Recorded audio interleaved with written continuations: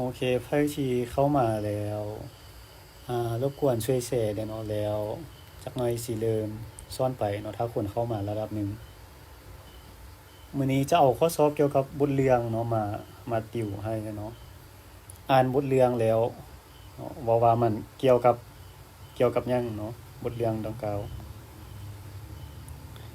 ไพ่เข้ามาแล้วรบกวนช่วยแชร์ให้เด้อเนาะถ้าคนเข้ามาระดับหนึ่งแล้วจะเริ่มซ่อนไปเนาะเกี่ยวกับบทเรียง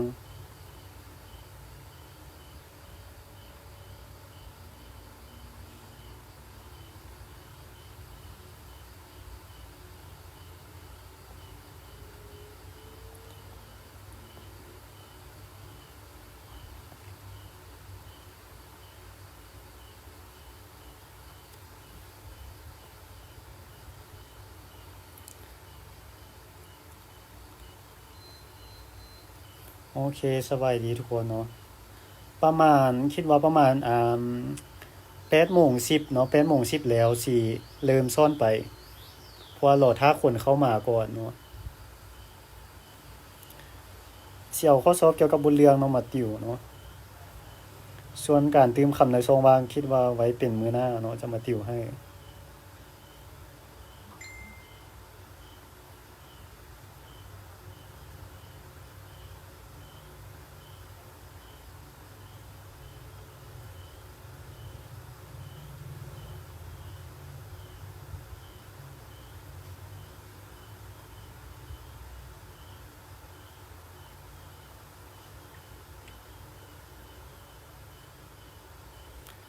ผู้ที่เข้ามาแล้วลองอ่านบทเรียงตัวนี้เบิ่งเนาะว่า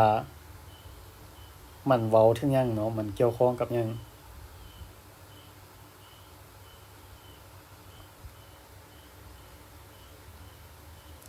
บทเรียงเดียวแต่ว่ามี2คำถามเนาะบทเรียงนี้คำถามหนึ่งเขาเจ้าถามว่า 이 사람이 토요일 아침에 한 일을 고르십시오. 까루나 르악ไม่ยังนี้เวียกเนาะอิลแปลว่าเวียกหันแปลว่าเฮ็ดเนาะเวียกที่เฮ็ดในตอนเช้าของโทโยอินของวันเช้าเนาะอีสรัมคนนี้หมายความว่ากะลุณาเลือกเวียกที่ผู้นี้เฮ็ดในวันเช้า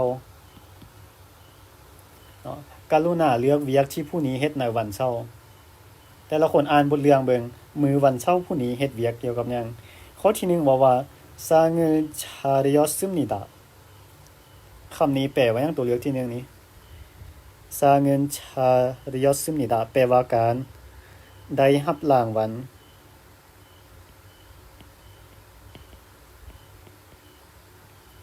ข้อที่2 집을 청소했습니다 청소อนามัยโมทำความสะอาดจิบเหือนดังนั้นเขาแปลว่าอนามัยเหือน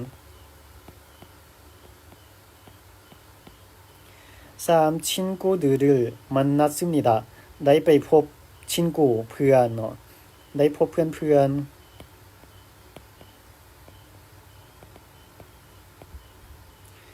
친구들을 초대했습니다ได้เชิญเพื่อน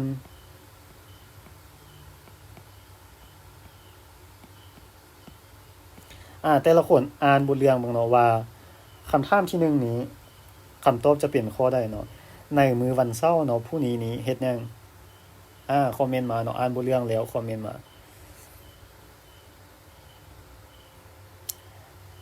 ยัง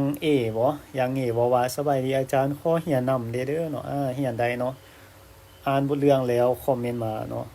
ปาหัวทรง안녕하세요 선생님สบายดีเนาะ안녕하세요ปาหัวทรงบอกว่าเป็นข้อ2บ่ไม่ค่อยอ่านถึงอยู่วันนี้ไม่บานเกตบ่ไม่บอกว่าข้อ4ซ่อนใส่ทรงข้อ2เล็กข้อ1เดี๋ยวนี้คำตอบบ่เอกฉันท์กันเนาะก็ว่าบ่ข้อ2ไปเบิ่งบทเรียงเนาะเฮ าไปส้มเทียบเบิ่งไปซอกเบิ่งในมือวันเช้าเนาะโทโยอินแต่ละคนมาเบิ่งโทโยอินอาชิมผู้นี้เฮ็ดหยังอ่านต่อไปเขาว่า집안을깨끗이청소했습니다คำตอบมันอยู่นี่บ่โทโยอินอาชิมตอนเช้าในมือวันเช้าเนาะจิบอันจิบแปลว่าเหือนอันแปลว่าในเนาะกลายเป็นในเหือนแก้กึดแปลว่าสะอาดช่องโซอนามัย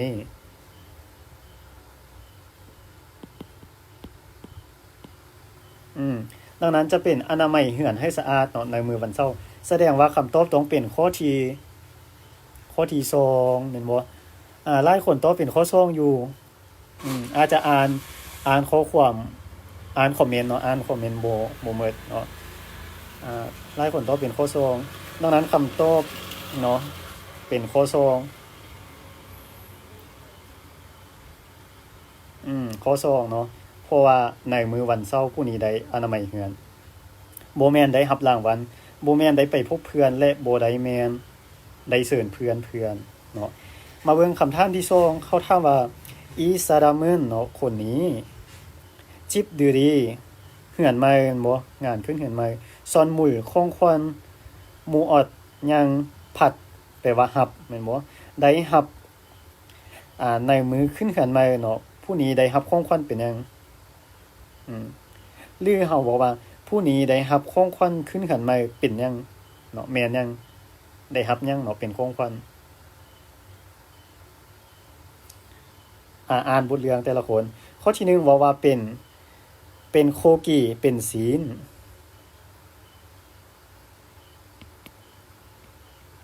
ข้อที่2เซเจเป็นแฟบข้อที่3ครัวอินมากไหมข้อที่4ชีเกโมงแต่ละคนอ่านเบิ่งเนื้อไหนเบิ่งว่าผู้นี้ได้รับของขวัญเป็นหยังเป็นศีลบ่เป็นแฟบเป็นมากไหมหรือโมงบางหัวทรงบอกว่าคำตอบข้อ2เป็นข้อ2จินบอกว่าข้อ2ฟันให้ไกลสุดใจไม่ถึงข้อ4ซ้อนใส่ทรงข้อ2กอลีข้อ2บอกข้อ2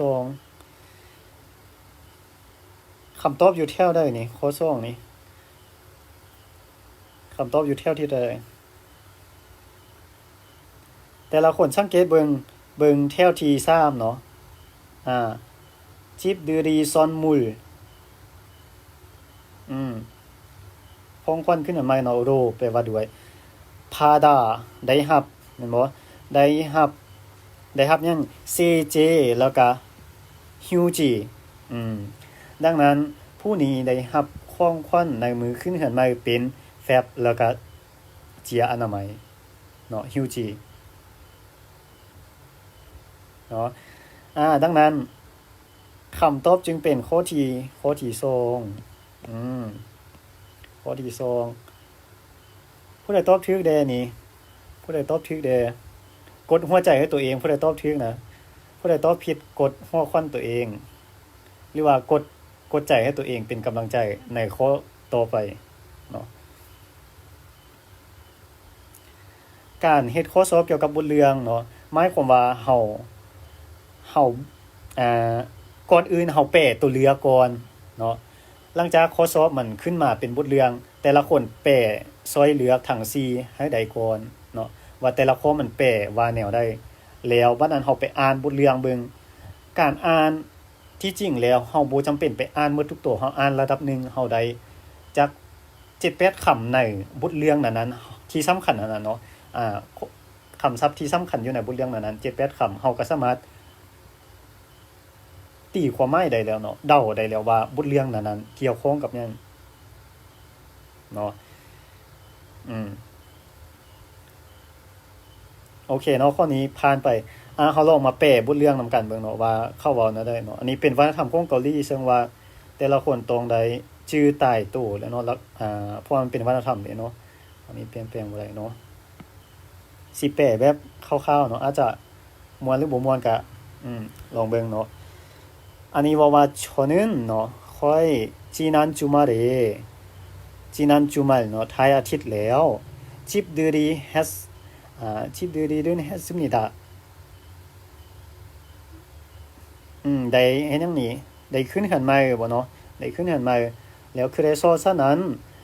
토요일 아침เนาะตอนเช้าในมื้อวันเช้าเนาะได้เห็นยังนี้ได้ซื้อได้อนามัยเนาะอนามัยเฮือนให้สะอาด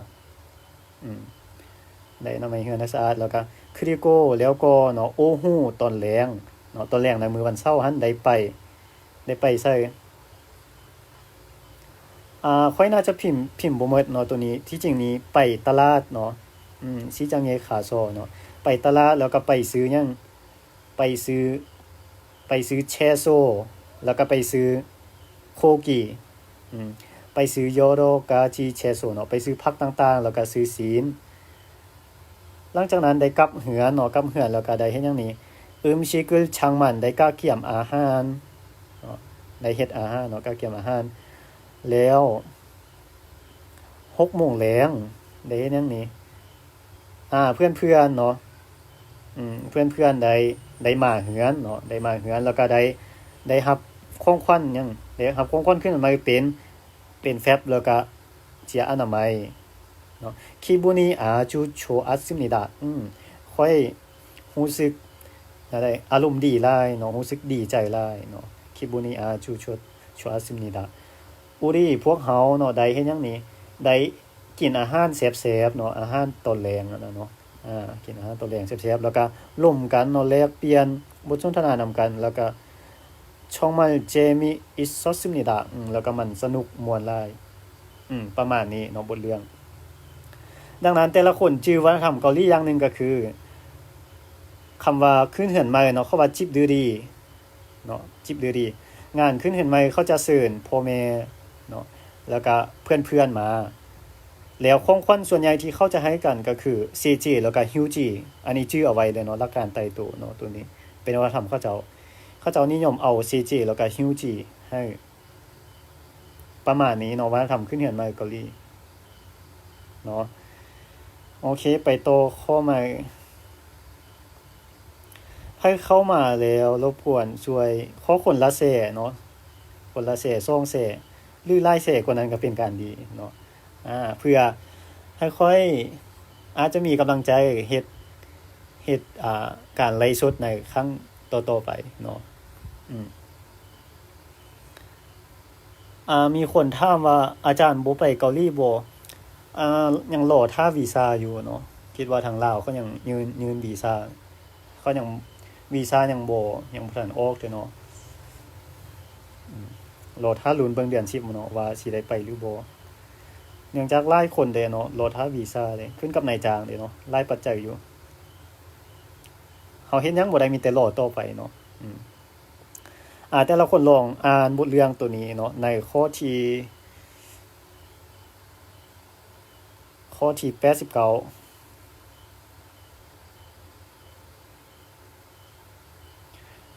เนาะข้อที่89ข้อนี้เข้าว่าได้นี่กรุณาเลือกแทหันแปลว่าเกี่ยวกับเนาะเกี่ยวข้อง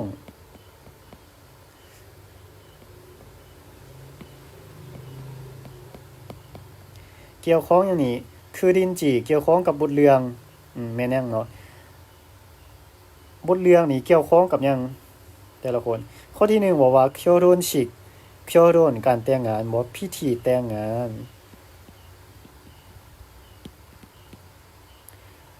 기숙사หอพัก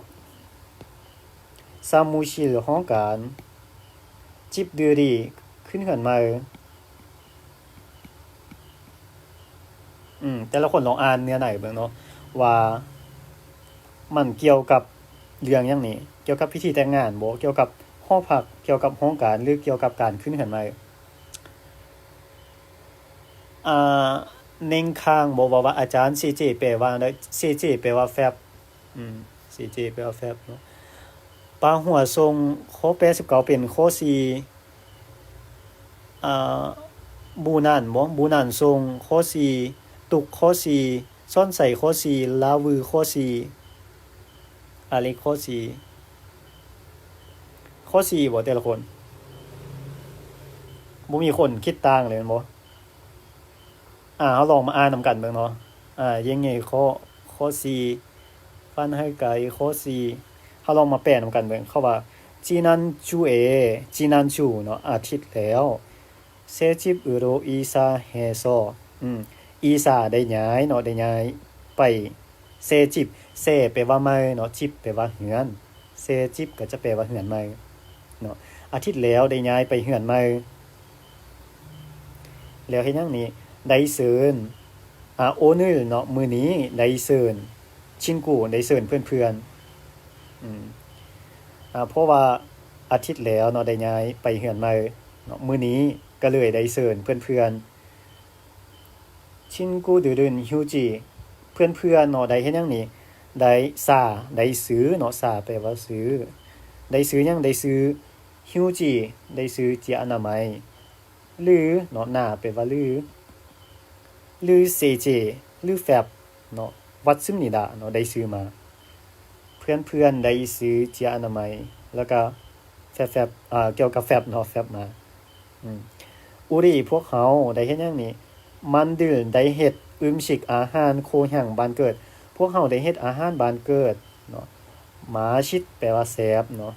แซ่บๆกินเนาะพวกเฮาเฮ็ดอาหารบ้านเกิดเนาะแซ่บๆกินดังนั้นเว้าเรื่องการขึ้นเฮือนใหม่เนาะเฮาพอเดาได้ตั้งแต่ประโยคทำอิฐไปแล้วเนาะเซจิบยูโรอีซาเนาะตัวนี้เลยเนาะถ้าเฮาเห็นตัวนี้แสดงว่าเกี่ยวข้องกับการขึ้นเฮือนใหม่เลยแต่ละคนเนาะแล้วก็มีคำว่าโชเดเนาะ친구들은 초대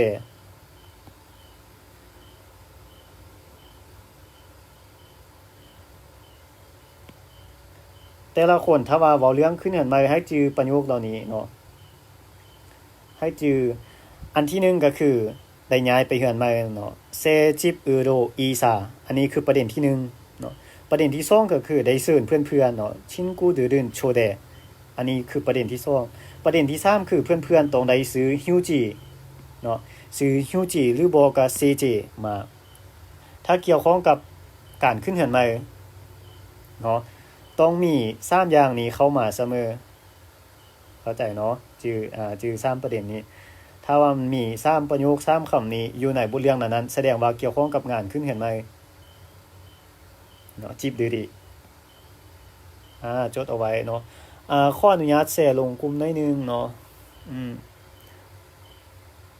ให้เข้ามาแล้วรบกวนช่วยแชร์เนาะลองอ่านข้อต่อไปแต่ละคนข้อที่90ข้อที่90อันนี้กรุณาเลือกเกี่ยวข้องกับบทเรื่องไม่ยังเกี่ยวข้องกับบทเรื่องเนาะเกี่ยวข้องกับบทเรื่องยังข้อที่1ชากอบแปลว่าเวียกเนาะil คำว่า il ก็แปลว่าเวียกเนาะชากอบก็แปลว่าเวียกขึ้นหมู่ก็แปลว่าเวียกจดเอาเลยเนาะ3คำนี้มักเห็นอยู่ในข้อสอบเนาะชากอบ il แล้วก็ขึ้นหมู่3คำนี้เนาะมันแปลว่าเวียกคือกันหมดข้อที่2ซอนหมู่ของขวัญชินกูเพื่อนคาจกครอบครัวแต่ละคนอ่านบทเรื่องบ่เนาะว่ามันเกี่ยวข้องกับเวียกงานบ่เกี่ยวข้องกับของขวัญเกี่ยวข้องกับเพื่อนหรือเกี่ยวข้องกับครอบครัวอ่านเบิ่ง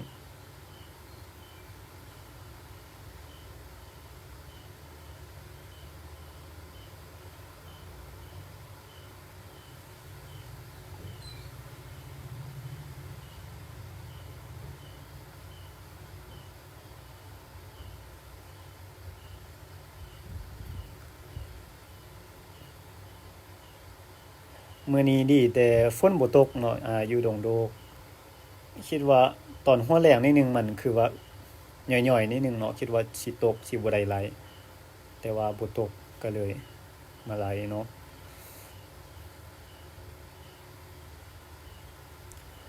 ซ้อนใส่ว่าเก่าสิเป็นข้อ2ปาหัวทรงข้อ2ตุกข้อ2เล็กข้อ2บ่มีคนคิดต่างเลยบ่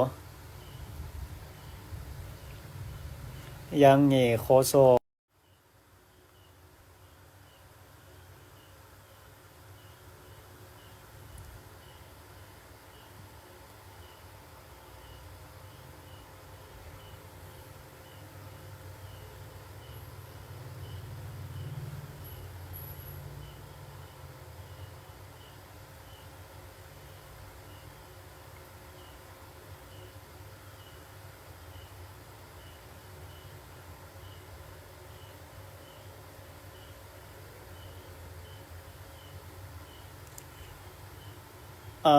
สัญญาณขาดแม่นบ่ตุกบอกว่าสัญญาณขาดอาจารย์แต่ละคนได้ยินเสียงบ่เดี๋ยวนี้ได้ยินเสียงบ่ถ้าได้ยินเสียงช่วยพิมพ์ได้ยินเสียงให้เด้อ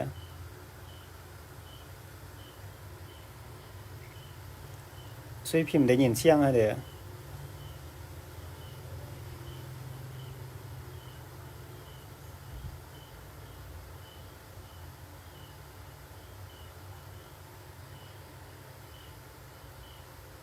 ได้ยินเสียงมันบ่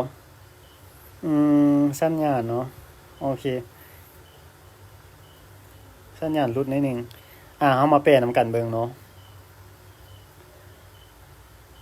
오늘은 제 생일입니다.มื้อนี้เนาะแม่นวันเกิดเนาะ 생일 เจของข้อยเนาะมื้อนี้แม่นวันเกิดของข้อย출근하니까 책상 위에ข้อยได้เฮ็ดหยังนี่ it เนาะตัวนี้มีหยังมีโมจาเยปื้นโมจาแปลว่าหมวกงามๆนดถาแปลว่าวางเนาะวางไว้อยู่ซั่นวางไว้อยู่เช็คซังวีวางไว้อยู่ถึงโต๊ะ출근하다อันนี้แปลว่าเข้าเวียกดังนั้นเฮาแปลว่าได้มื้อนี้แม่นวันเกิดของข้อยตอนไปเข้าเวียกเนาะข้อยเห็นหมวกงามๆวางอยู่ถึงโต๊ะเนาะแล้วตามมาด้วย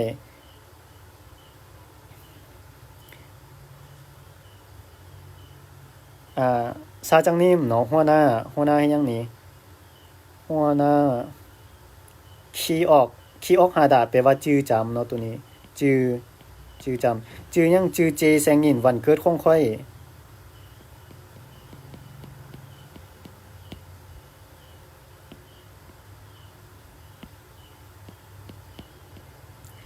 หัวหน้าจื้อวันเกิดข้อยและเนาะฮาโกและจุนบีกะเกียมแล้วก็ได้กะเกียมให้เนาะชามโคมาวัชิมิดาชามแปลว่าอีหลีเนาะหรือว่าแท้ๆเนาะโคมาวัชิมิดาขอบใจโคมาโวโยขอบใจแท้ๆเนาะขอบใจหลายๆขอบใจอีหลีแปลขึ้นอีกเทื่อนึงเนาะมื้อนี้แม่นวันเกิดของข้อยตอนไปเข้าเวียกข้อยเห็นมีหมวกงามๆเนาะวางอยู่ถึงโต๊ะเนาะหัวหน้าจื้อวันเกิดของข้อยแล้วก็ได้กะเกียมมาให้ข้อยเนาะต้องขอบใจอีหลีเนาะความหมายประมาณนี้ดังนั้นมันเกี่ยวข้องกับของขวัญเนาะของขวัญวันเกิดเด้เนาะคำตอบจึงเป็นข้อที่2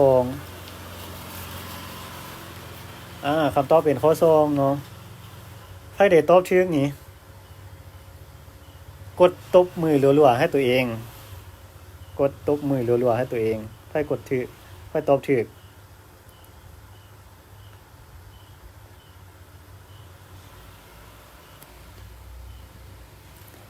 โอเคเนาะข้อนี้ไปต่อข้อใหม่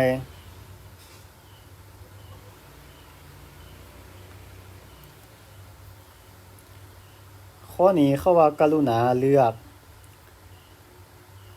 แทหันเกี่ยวข้องกับขึ้นเกี่ยวข้องกับบทเรื่องเนาะแม่นยังเนาะบทเรื่องตัวนี้เกี่ยวข้องกับหยังเนาะข้อที่1บอกว่าขึ้นยอนชังโซอาเน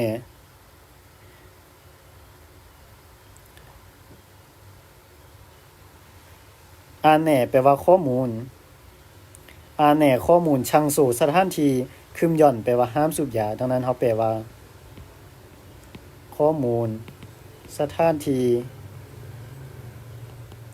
ห้ามสูบยาข้อที่2พอซื้อโนซอนอาแหน่ข้อมูลพอซื้อรถเมล์บ่โนซอนพอซื้อโนซอนคือข้อมูลใช้รถเมล์เนาะว่ารถเมล์แต่ละสายเนาะมันไปตอนจักโมงเนาะมันไปสิได้เนาะไปโซอุลบ่ไปปูซานเนาะข้อมูลใช้รถเมล์ข้อที่3แทจุงเคียวทงอียงข้อมูลการนำใช้เคียวทงแทจุงเคียวทงแปลว่า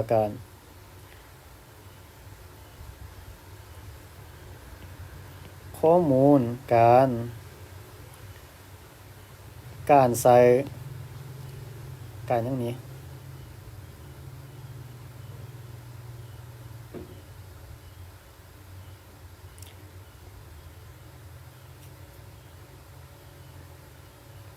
การใช้บริการคมนาคมขนส่ง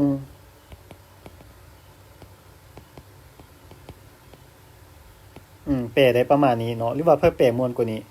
เนาะข้อที่4คงกงจังโซอียงอาแนข้อมูลการใช้คงกงจังโซแปลว่าที่สาธารณะเนาะการใช้สถานที่สาธารณะข้อมูลการใช้สถานที่สาธารณะ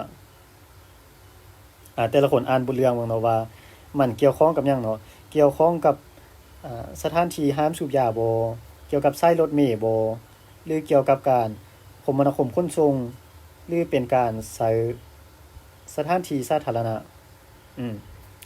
แต่ละคนอ่านบทเรื่องเบิ่งเนาะแล้วตอบเนาะข้อที่93ตุกว่าเป็นข้อ4ซ้อนใส่ว่าข้อ1ตัวค้างว่าข้อ4รัตดาพรสบายดีอาจารย์สบายดีรัตดาพรซ้อนใส่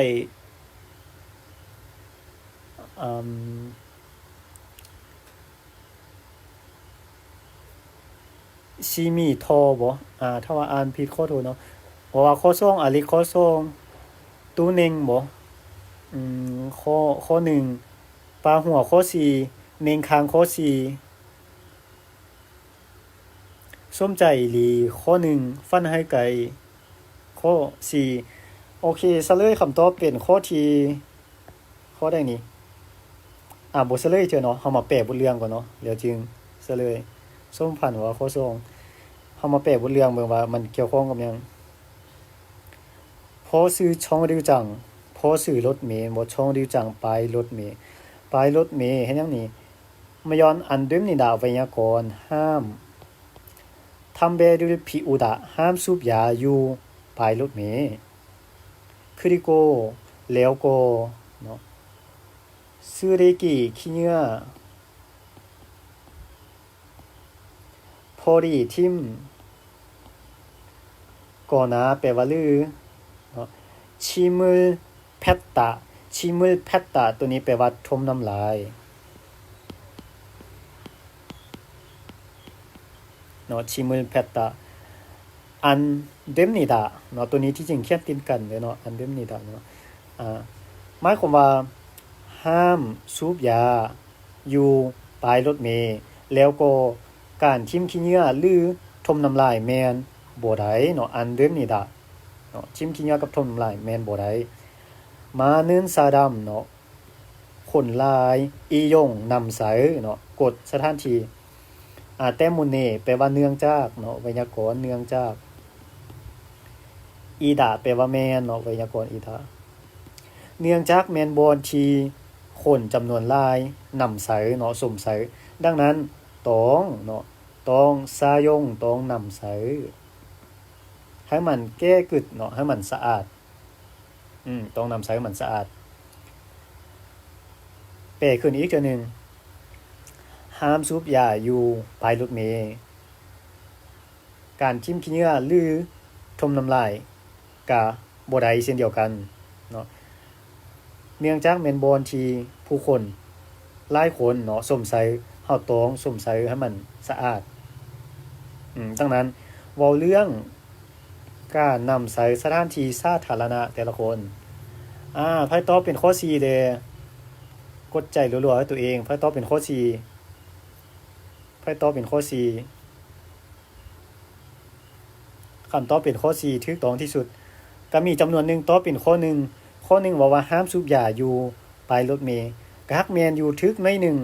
เนาะข้อมูลสถานที่ห้ามสูบยามันคักถึงหน่อยนึงแต่มันบ่ควรรวมเนาะมันทึกหน่อยนึงแต่มันบ่ควรรวมเข้าใจเนาะส่วนข้อ4มันควรรวมเลยเนาะ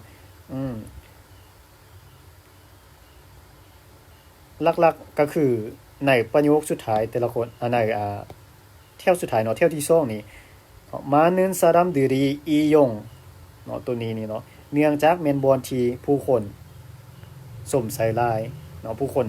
บริการหลายเนาะผู้คนนำใส่หลายเฮาต้องนำใส่ให้มันสะอาดดังนั้นมันหมายถึงหยังหมายถึงสถานที่สาธารณะเนาะคงกงจังโซเฮาห้ามสูบยาเฮาห้ามชิมขี้เหงื่อเฮาห้ามทมน้ำลายเนาะสำหรับบ่อนที่มันเป็นสถานที่สาธารณะเนาะอเล็กบอกว่าคงกงจังแปลว่าหยังคงกงจังโซเนาะต้องเขียนเต็มเนาะคงกงจังโซสถานที่สาธารณะคงกงจังโซจุงบ่ว่าสบายดีอาจารย์สบายดีเนาะสบายดี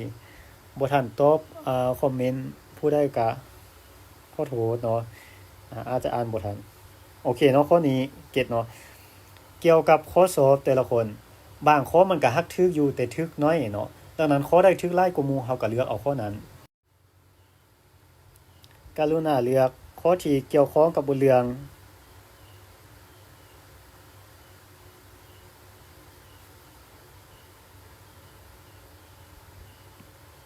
เนาะเกี่ยวข้องกับบทเรื่องอย่างนี้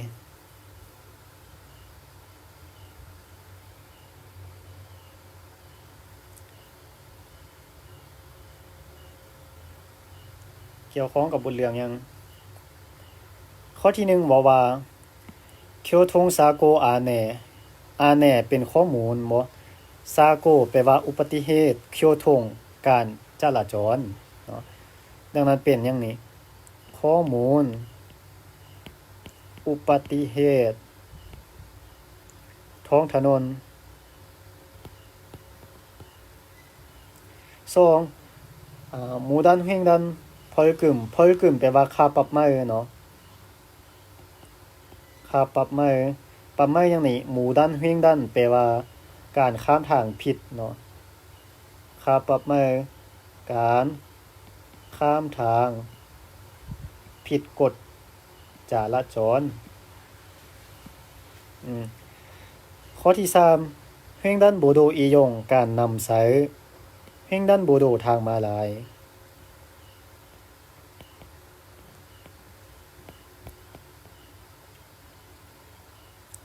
ข้อที่4ข้อมูลเกี่ยวกับอย่างนี้โทโรซังหวังตัวนี้แปลว่าอย่างนี้โทโรซังหวังข้อมูลเกี่ยวกับอย่างนี้โทโรแปลว่าอย่างนี้ถนนแม่นบ่ข้อมูล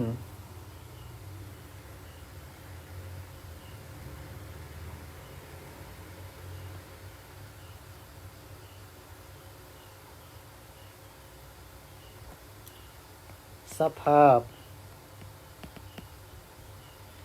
าพถนน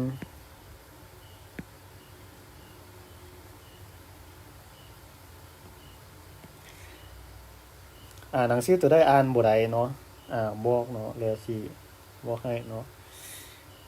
คำว่าซังหวังเนาะซังหวังมันแปลว่าสภาพเนาะข้อมูลสภาพถนนแต่ละคนอ่านบทเรื่องเบิ่งว่ามันเกี่ยวข้องกับหยังเกี่ยวข้องกับอุบัติเหตุบ่ท้องถนนบ่เนาะหรือว่าเกี่ยวข้องกับค่าปรับไม้เนาะการข้ามทางผิดหรือว่าเกี่ยวข้องกับการนำสายทางม้าลายหรือเกี่ยวข้องกับสภาพถนนลองอ่านบทเรื่องเบิ่ง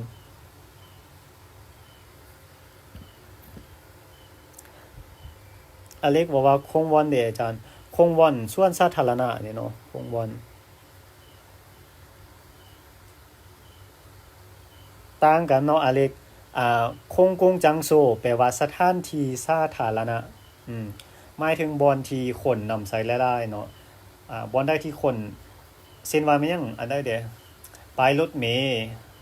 บ่อนใดเด้ที่มันคนไปเที่ยวหลายๆคนไปอยู่หลายๆหั่นน่ะเนาะเขาเอิ้นสถานที่สาธารณะส่วนคงวอนแม่นส่วนสาธารณะเนาะต่างกันได้เนาะ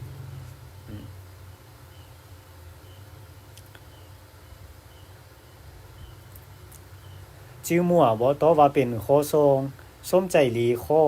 3กูทอข้อ3ฟันให้ไก่ข้อ3ชีมีทอบ่ข้อ3มีคนเลือกข้อ3แล้วก็ข้อ2คิดว่าเป็นข้อใดนี้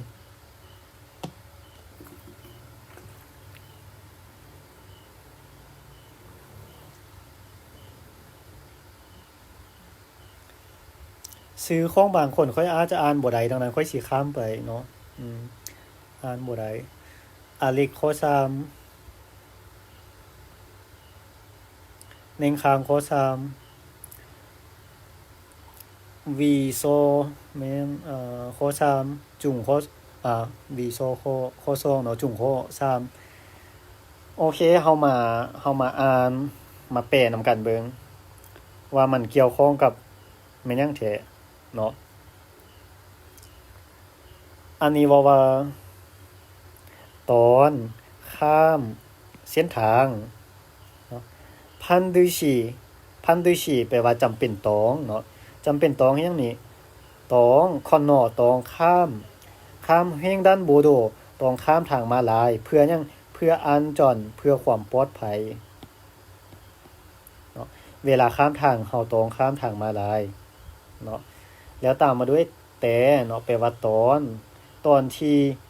ช่ารถรถหยังนี่โอจีอันโอแปลว่ามาเนาะจีอันแปลว่าบ่กลายเป็นบ่มาตอนที่รถบ่มาก็เฮ็ดหยังนี่ก็무단 횡단 하면 안 됩니다ก็ข้ามทางบ่ได้เนาะถึงว่าแม่นรถบ่มาเนาะเฮาก็ข้ามทางบ่ได้เนาะตอนที่รถบ่มาเฮาก็ข้ามทางที่มันบ่แม่นทางม้าลายอันนั้นเนาะบ่ได้เนาะแล้วตามมาด้วยตอนข้ามทางม้าลายเฮ็ดหยังนี่จำเป็นต้องฮวากินเนาะฮวากินแปลว่ากวดกาเนาะกวดกาหยังกวดกาเบิ่งว่าชากาโอจีเนาะว่ารถบ่มาเนาะว่ารถบ่มาสิแปลขึ้นอีกเทื่อนึงเนาะประมาณว่าตอนที่เฮาจะข้ามทางเนาะเฮาจำเป็นต้องข้ามทางม้าลายเพื่อความปลอดภัยเนาะแล้วก็ตอนที่รถบ่มาเนาะถึงแม้นว่ารถบ่มาเฮาก็สิข้ามทางที่มันบ่แม่นทางม้าลายบ่ได้เนาะถึงว่าบ่มีรถเนาะเฮาก็ข้ามทางบ่ได้เนาะทางที่ว่าบ่แม่นทางม้าลายอันนั้นเนาะแล้วถึงแนวใดก็ตามตอนที่ข้ามทางม้าลายเฮาก็จำเป็นต้องได้กวดเบิ่งว่าบ่มีรถมาเนาะเฮาจึงค่อยข้ามบ่แม่นว่าทางม้าลายแม่นทางข้ามแล้วเฮาสิข้ามเลยบ่ได้เนาะเฮาต้องเบิ่งก่อนว่าบ่มีรถมาแล้วเฮาจึงค่อยข้ามเนาะความหมายประมาณนี้ดังนั้นเว้าเรื่องการนำสายทางม้าลายการนำสายทางม้าลายข้อที่3ไผตอบถูกกดใจให้ตัวเองรัวๆไผตอบถูกมันกับสายไปจะไม่ได้กินข้าวอีกบ่กินแต่ว่ากินคู่สองคนนั้นแล้วก็สองคนนั้น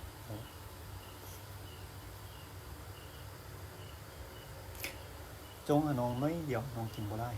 ข้างบนนั้นมันก็ใครล่ะดีแล้วเดียวดีแล้วเดียว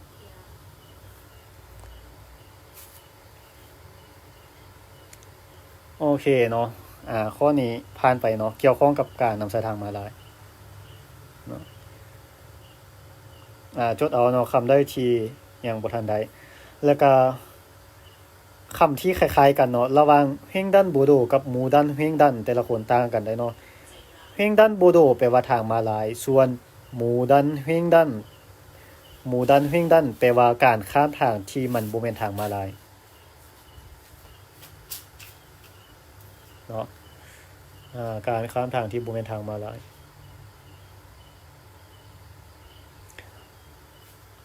ค่อยอ่านถึกอยู่บ่นี้มงชูบ่ว่าเห็นน้องบ่อาจารย์เห็นเนาะพาน้องข้อนี้ไปต่อข้อใหม่ข้อที่98แต่ละคนอ่านเบิ่งข้อ98คำถามเขาว่ากรุณาเลือกข้อที่เกี่ยวข้องบทเรื่องว่าบทเรื่องนี้เนาะเกี่ยวข้องกับหยังเนาะอ่านบทเรื่องเนาะแล้วก็เลือกว่ามันเกี่ยวข้องกับแม่นหยังเนาะแทหันแปลว่าเกี่ยวข้องเนาะเกี่ยวข้องกับหยังข้อที่1อินสาการทักทายขึ้นหมู่แปลว่าเวียกชินกูเพื่อนค่าจกครอบครัวแต่ละคนอ่านบทเรื่องเบิ่งว่ามันเกี่ยวข้องกับการทักทายกันบ่เกี่ยวข้องกับเวียกงานบ่เกี่ยวข้องกับเพื่อนหรือเกี่ยวข้องกับครอบครัว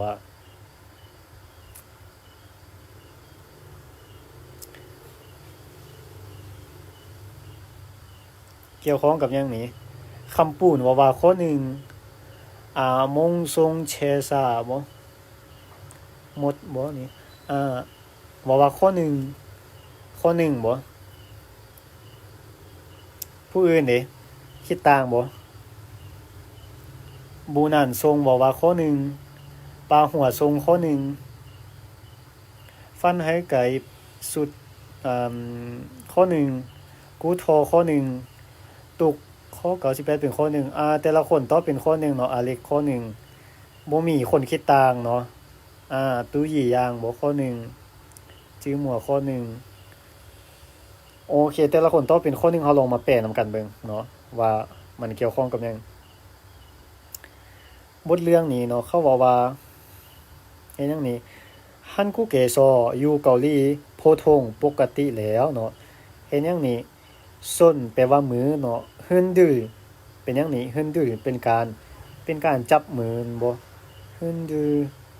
บ่แม่นจับมือเนาะตัวนี้เป็นการเขาเอิ้นหยังโบกมือหรือว่ายกมือเนาะ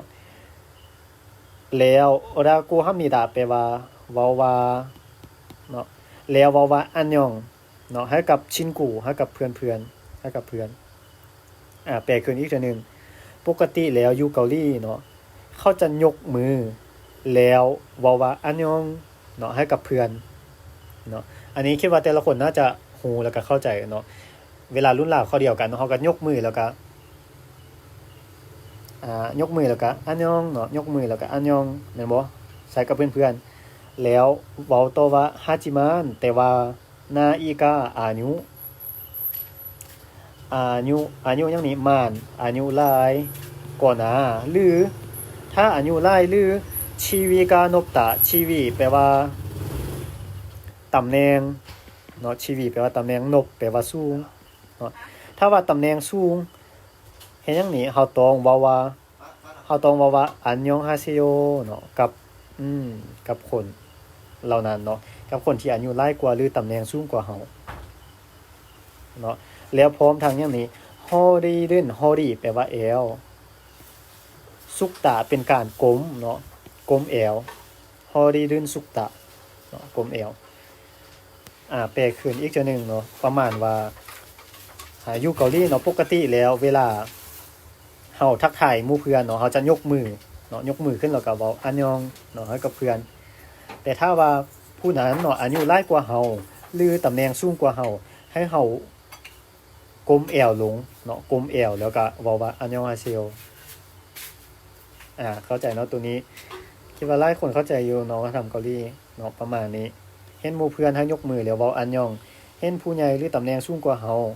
เนาะเขาอาจจะอายุน้อยกว่าเฮาแต่ถ้าตำแหน่งเขาสูงกว่าเฮาเนาะก็ต้องได้ก้มแอวเนาะทำความเคารพแล้วก็เว้าอันยองฮาเซโยเนาะดังนั้นบทเรื่องนี้เว้าเรื่องการทักทายเนาะข้อที่1ไผตอบถูกเด้กดใจให้ตัวเองไผตอบถูกกดใจให้ตัวเองไผตอบถูกกดใจให้ตัวเองกดใจรัวๆมาไผตอบถูกคิดว่าบ่มีคนตอบผิดจักคนเนาะตอบเป็นคนหนึงหมดติ๊กมาว่าอาจารย์เรียนเกาหลีนี่ยากบ่เรียนเกาหลียากบ่ค่อยว่ามันอยู่ที่ใจบ่ถ้าใจเฮามักบ่ว่าเรียนภาษาใดเนาะถ้าใจเฮาเอานะเฮ็ดหยังเฮาก็ได้นะเนาะถ้าเฮาพยายามใจเฮามักแล้วเฮาพร้อมทุ่มเทเฮาพร้อมเสียสละเฮาให้เวลากับมันเดี๋ยวฮอดเวลาที่มันอิ่มตัวพอมันก็จะได้เนาะได้แบบบ่ฮู้ตัวเนาะดังนั้นคิดว่าอยู่ที่ใจเนาะอยู่ที่ใจเนาะถ้าใจมักเวียกหนักมันก็จะง่ายมันมีคำเว้านึงเด้เนาะเขาว่าอันใดถ้าใจบ่เอาเนาะเวียกเบามันก็หนักแม่นบ่ถ้าใจฮักถ้าใจฮักเวียกหนักมันก็เบาประมาณนั้นบ่มีคำเว้านึงเนาะเขาเขียนอยู่เนาะ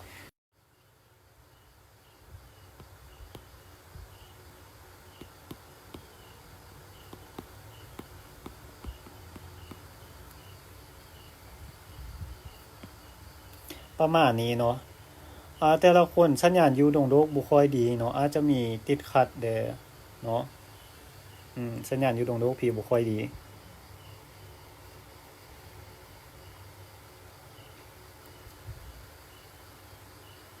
เนาะถ้าใจบ่เอาเนาะเวียกเบามันก็หนักถ้าใจหักเวียกหนักมันก็เบาเนาะดังนั้นค่อยว่าบ่ว่าจะเรียนภาษาหยังมันก็คิดว่ามันอยู่ที่ใจเนาะหรือว่าเฮ็ดเวียกอื่นๆเนาะดังนั้นถามตัวเองเบิ่งว่าเฮาอยากได้แท้บ่เนาะอยากได้ซ้ำได้เนาะชีวิตนี้ตรงใดมันแท้ๆบ่เนาะถ้าเฮาสัญญากับตัวเองเนาะปฏิญาณกับตัวเองคิดว่ามันตรงใดในมื้อหนึงเนาะโอเคเฮามาเบิ่งข้อต่อมาข้อนี้เนาะกรุณาเลือกเรื่องที่เกี่ยวข้องเนาะอ่านบทเรื่องแล้วก็มันเกี่ยวข้องกับหยังเนาะเกี่ยวข้องกับหยังข้อที่1บอกว่าพังมุ่นเยจอลมารยาทบ่พังมุ่นการเยี่ยมยาม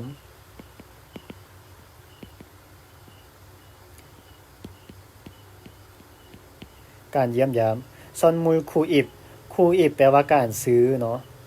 การซื้อบ่นี้การซื้อเนาะการซื้อของขวัญจูโซฮากิน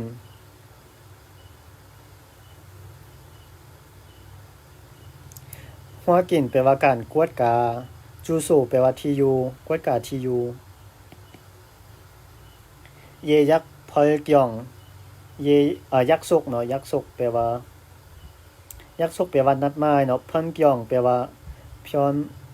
กยองเนาะแปลว่าการเปลี่ยนนัดเนาะนัดกันวันศุกร์เลื่อนไปวันเสาร์เนาะเป็นการเปลี่ยนนัดหมายแต่ละคนอ่านบทเรื่องเบิ่งมันเกี่ยวข้องกับหยังเนาะมารยาทการไปเยี่ยมยามคนอื่นบ่เกี่ยวกับการซื้อของขวัญบ่เกี่ยวกับการกวดกาที่อยู่บ่หรือการเปลี่ยนนัดอ่านบทเรื่องเบิ่ง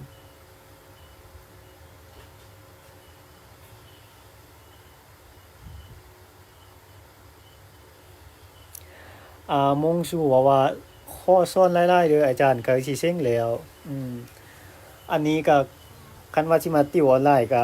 น่าจะมีบางมื้อเท่านั้นเนาะเพราะว่าอันนี้ก็ติวข้อสอบออนไลน์ให้นักเรียนเด้เนาะนักเรียนมาเรียนก็มี30ปลาย40ปลายคนนั่นน่ะเนาะ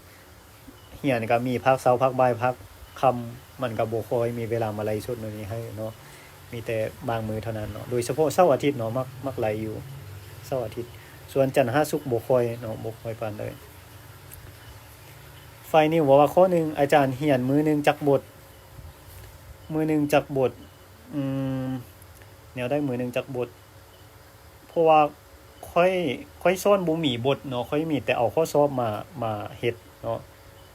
ข้อสอบมาเฮ็ดบ่มีบทที่บ่มีแม่นหยังเนาะสอนเป็นข้อสอบไปเลยเนาะบ่มีบทแต่ละคนข้อ99เป็นข้อใดเนาะตุมงยาอาจารย์มีวิธีให้เรียนได้ไวบ่เรียนได้ไวบ่เรียนได้ไวเฮาได้วิธีเรียนได้ไวเฮาก็ต้องได้อันที่1เนาะหาอาจารย์เก่งๆก่อนเนาะสอนอันที่1หาอาจารย์เก่งๆสอนอันที่2เรียนด้วยตัวเองหลายๆเนาะแรงต่างๆนี่เนาะออนไลน์เดี๋ยวนี้เรียนง่ายเนาะ YouTube ต่างๆค่อยเชิงผ่านกันมาจากYouTube เนาะแรงออนไลน์ต่างๆเนาะเบิ่งเขาไลฟ์สดบ่เบิ่งคลิปคนอื่นเนาะก็เชิงผ่านเนาะแล้วก็ซื้อปึ้มเนาะปึ้มมาอ่านเบิ่งคลิปที่ว่ามันเกี่ยวกับภาษา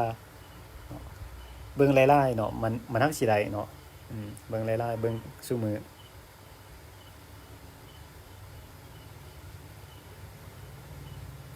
อาลีว่าอาจารย์อาจารย์คิมคือบ่น้องเรียนบ่แม่นปีหัวนี้จะบอกว่าบ่แม่นปึ้มหัวนี้บ่บ่ฮู้ว่าบ่อนอื่นเขาสอนแนวใดเนาะบ่ฮู้คือกันเรียนอยู่ไสเหรอปาหัวทรงข้อ1เยาหลีข้อ1บุนันทรงข้อ2ตุกข้อ1ลามัวข้อ1คำปูนข้อ1อาเล็กข้อ1ไปให้ไก่ข้อ1มัวฉีข้อ1จือมัวข้อ1จอยรอข้อ1ซาค่อยอ่านถึกอยู่บ่นี้สัทธพรบ่สัทธพรหรือสัทธพรข้อ1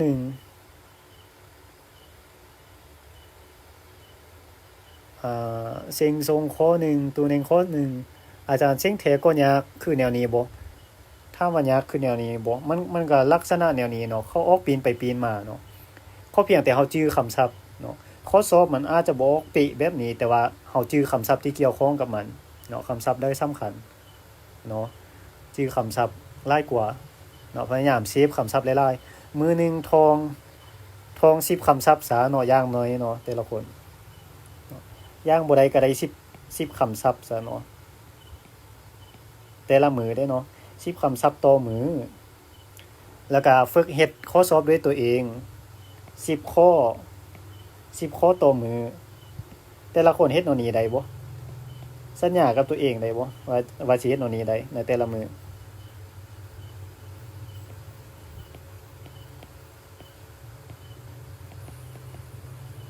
เนาะสัญญากับตัวเองคำศัพท์เนาะมื้อนึงได้10คำศัพท์มาเนาะมื้อนึงเฮ็ดข้อสอบ10ข้ออย่างน้อยเนาะอย่างน้อยเฮ็ดแนวนี้ได้บ่เนาะคือการมีวินัยเนาะการเฮ็ดแบบนี้แต่ละคนท่องมื้อนึง10คำศัพท์2มื้อ30มื้อเท่าใด300คำศัพท์3เดือนก็คูณเอาเนาะไล่ไปเบิ่งเนาะ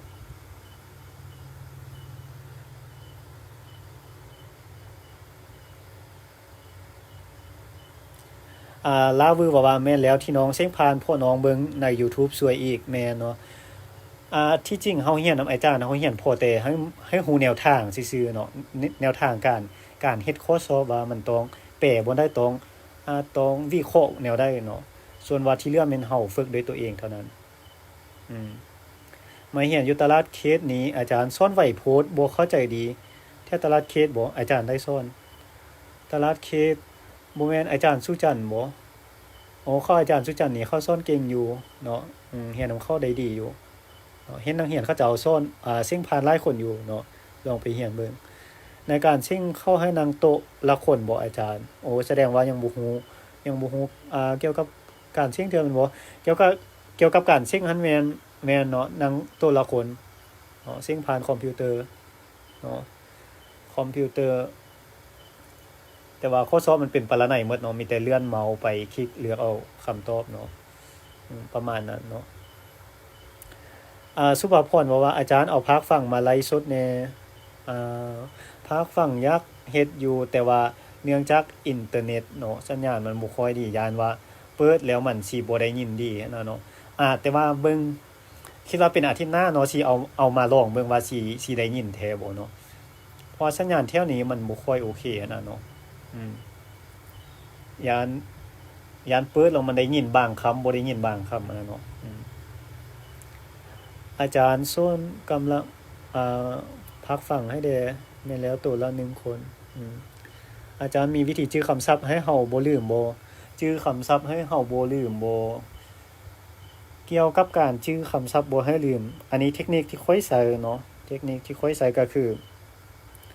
เวลาเฮาท่องคำศัพท์ได้เฮาค่อยจะค่อยจะจินตนาการเนาะจินตนาการแล้วก็เอาไปใช้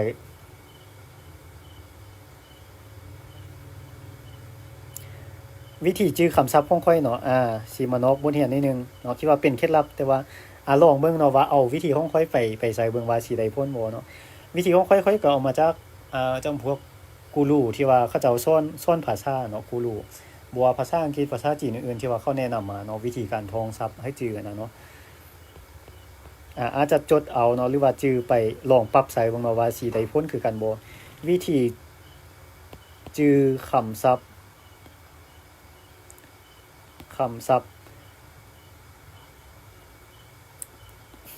ไปตลอดชีวิต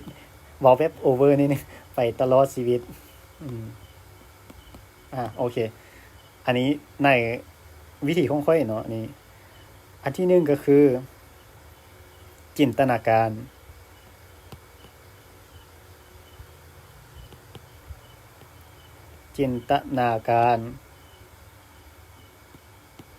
ถึง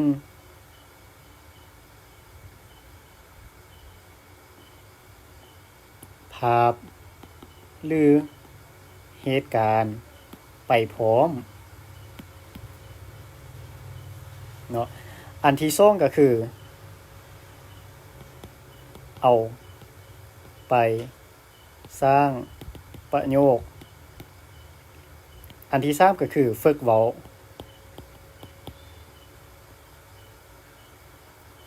สิมาอธิบายให้เนาะว่า3อย่างนี้แนวได้เนาะตัวอย่างเฮาท่องคำศัพท์เนาะค่อยตัวอย่างหนึงมาตัวอย่างคำว่าคำว่านักเรียนเนาะคำว่าฮักแซงเนาะตัวอย่างคำว่าฮักแซง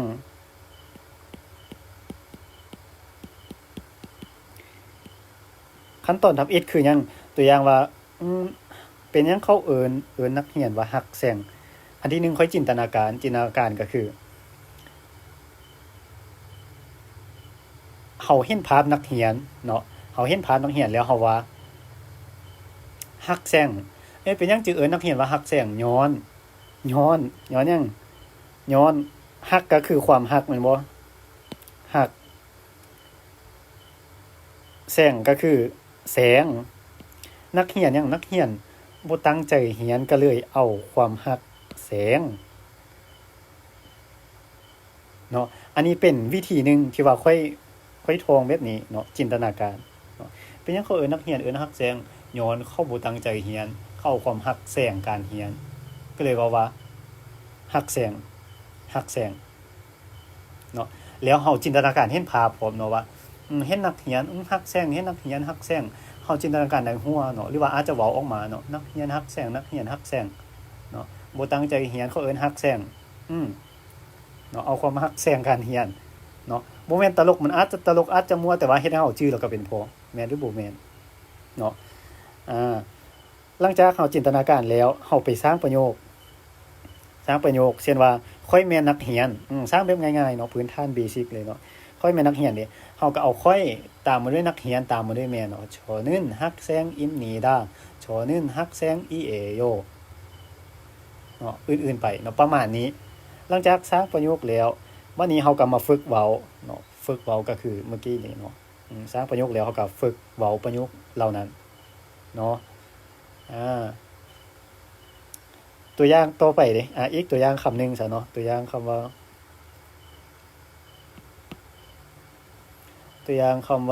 คำได้ตัวอย่างคำว่าซ้อนแซงนิ่ม ซ้อนแซงนิ่มอันนี้บ่แม่นค่อยมั่วเด้เนาะอันนี้กูรู้เขาแนะนำมาอันนี้ค่อยก็เอาเทคนิคนี้มาใส่ก็เห็นว่าได้ผลค่อยก็เลยมาบอกแบบนี้เนาะแต่ละคนลองเอาไปปรับใส่เบิ่งเนาะว่าสิได้ผลคือกันบ่เนาะซ่อนคือหยังคือการซ้อนเนาะคือการเชื่องค่อยใส่แบบนี้เนาะเทคนิคการจื้อแซงก็คือการแซงนิ่มก็คือแบบนิ่มนวลนิ่มนวลบัดนี้เป็นหยังเขาจึงเอิ้นอาจารย์ว่าซอนแซงนิ่มย้อนเข้าค่อยหยังนี่เข้าเชื่องมันบ่เข้าเชื่องหยังเชื่องบทเรียนยาน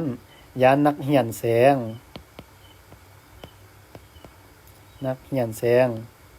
แล้วก็เชื่องไหวแบบ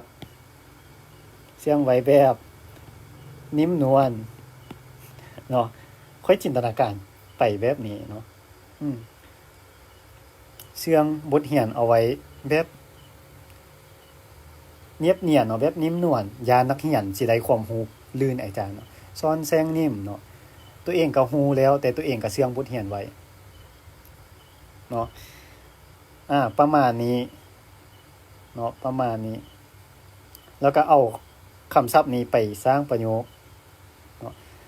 เกี่ยวกับการจินตนาการมันก็เป็นได้บางคำเนาะบางคำก็จินตนาการบ่ออกเนาะแต่ว่าเฮาก็พยายามจินตนาการเบิ่งว่าเนาะเท่าที่เฮาจินตนาการได้เนาะหรืออีกคำหนึงคำว่าซายงเนาะซายงแหโยตัวอย่างคำนี้เนาะนำใช้เนาะการนำใช้เป็นหยังเขาจึงว่านำใช้เนาะซายงเฮาก็จินตนาการออกไปเนาะตัวอย่างเฮาว่าเฮานำใช้ตัวใดตัวหนึงเนาะซายงนำใช้หยังนำใช้ นำใช้โทรศัพท์เนาะเฮาก็เอาโทรศัพท์ตามมาด้วยซายงเนาะแล้วก็มาสร้างเป็นประโยคเนาะโทรศัพท์คือหยังคือ handphone handphone handphone 핸드폰을 사용해요. 사용해요. 사용해요 เนาะนำใช้โทรศัพท์หรือเฮาสร้างเป็นตัวอื่นเนาะ 사용하면 안 돼요. 여기เนาะ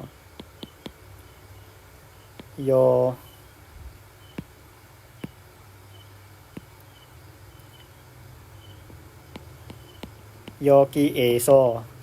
여기에서 핸드폰을 사용하면 안 돼요 เนาะเฮาก็ฝึกเว้าประโยคตัวนี้ไปเรื่อยๆเนาะอย่าใช้โทรศัพท์อยู่ที่นี้เนาะอย่าใช้โทรศัพท์อยู่ที่นี้อย่าใช้โทรศัพท์อยู่ห้องการเนาะอย่าใช้โทรศัพท์อยู่ห้องเรียน교실에서เนาะ 핸드폰을 사용하면 안 돼요 บางคอมเมนต์อาจจะยังบ่ทันได้ตอบเนาะบางคอมเมนต์อาจจะยังบ่ทันได้ตอบมันอันสิมาตอบกลับคืนเนาะหลังจากนั้น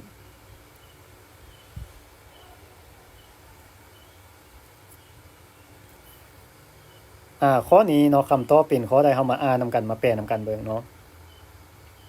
อันนี้ว่า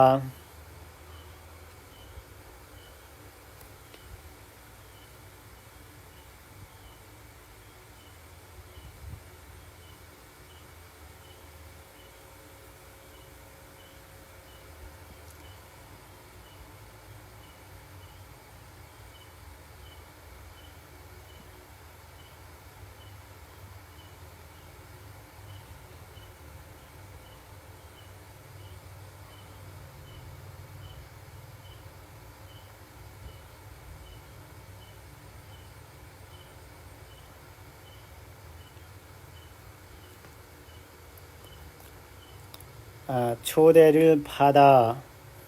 한국 사람의 ตอนเนาะค่อยสิแปลไปเลยเนาะตอนพังมนตอนที่ไปเยี่ยมยามเฮือนของคนอื่นเฮือนของฮันกุกสะดำของคนเกาหลีเนาะตอนที่ได้รับเชิญเนาะไปเยี่ยมยามเฮือนของคนเกาหลีเนาะเฮ็ดหยังนี่ให้จุนบีให้กะเกียมซอนมูลกะเกียมของควันกะเกียมของควันฉักแปลว่าน้อยเนาะของควันเล็กน้อยชดซึมนิดาเนาะเป็นการดีเวลาที่เฮาได้รับเชิญไปเฮือนของคนเกาหลีเนาะให้กะเกียมของควันเล็กๆน้อยๆเนาะติดไม้ติดมือไปจะเป็นการดีคือดิโกแล้วก็ตอนที่ทืโรกะตอนที่เข้าไปในเฮือนเนาะจิเบทืโรกะเข้าไปในเฮือนตองอย่างนี้ตองอินซาทักทายไผทักทายออดินผู้ใหญ่ตองทักทายผู้ใหญ่มอนโจก่อนแล้วก็ตอนที่เฮาเข้าไปในเฮือนแล้วเนาะเฮาต้องทักทายผู้ใหญ่ก่อนเนาะบ่แม่นเฮาสิทักทายหมู่เพื่อนเฮาก่อนจะบ่จะเสียมารยาทเนาะอันนี้ความเชื่อของเขาเจ้าเนาะมารยาทของเขาเจ้าเนาะแปลขึ้นอีกเทื่อนึงเนาะตอนที่ได้รับเชิญไปเฮือนของคนเกาหลีการที่เฮาก็เกี่ยมของควันเล็กๆน้อยๆติดไม้ติดมือจะเป็นการดีแล้วก็เวลาเข้าไปในเฮือนให้ทักทายผู้ใหญ่ก่อนเนาะทักทายผู้อาวุโสก่อนแล้วจึงทักทายผู้น้อยเนาะหรือหมู่เพื่อน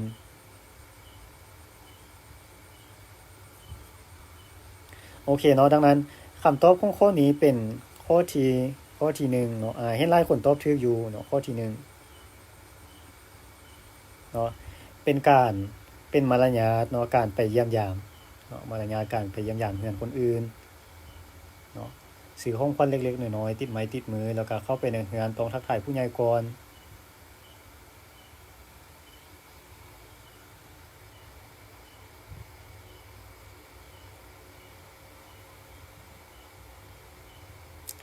โอเคไปต่อข้อใหม่เนาะ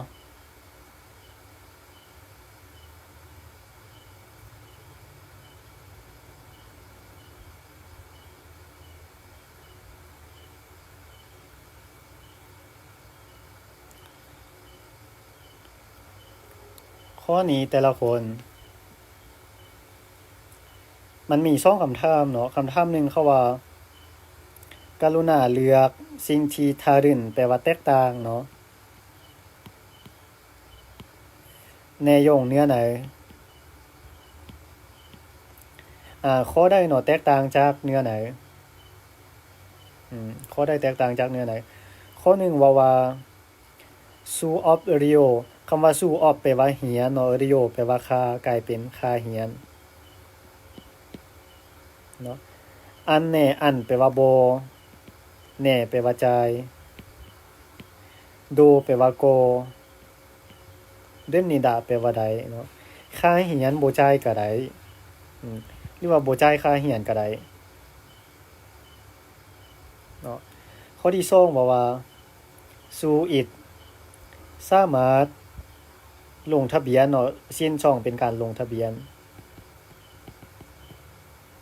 สามารถลงทะเบียนในเดือน3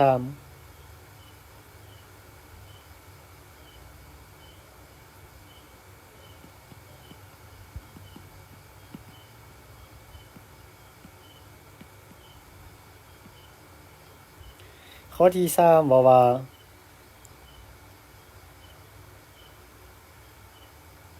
ต้องลงทะเบียนต้องไปลงทะเบียนอยู่ศูนย์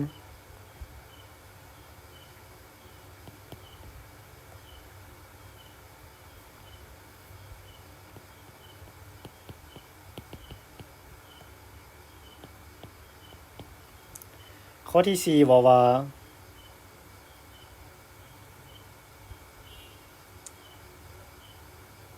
แพอุ้มนิดาเนาะเรียนฮันกูก็ภาษาเกาหลีโดงงันเป็นเวลา4เดือนเรียนภาษาเกาหลีเป็นเวลา4เดือน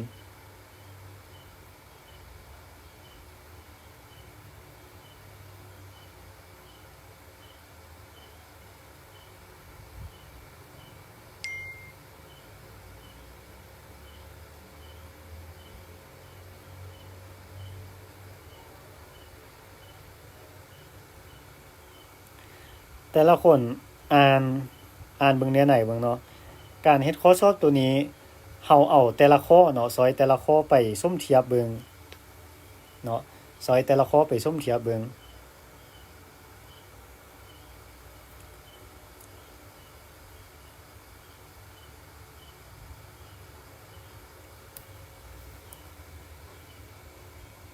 เนาะการเฮ็ดข้อสอบตัวนี้แต่ละคนเอาข้อหนึงแล้วก็ไปสังเกตเบิ่งอยู่ในเนื้อในมันเนาะว่ามันกงกันบ่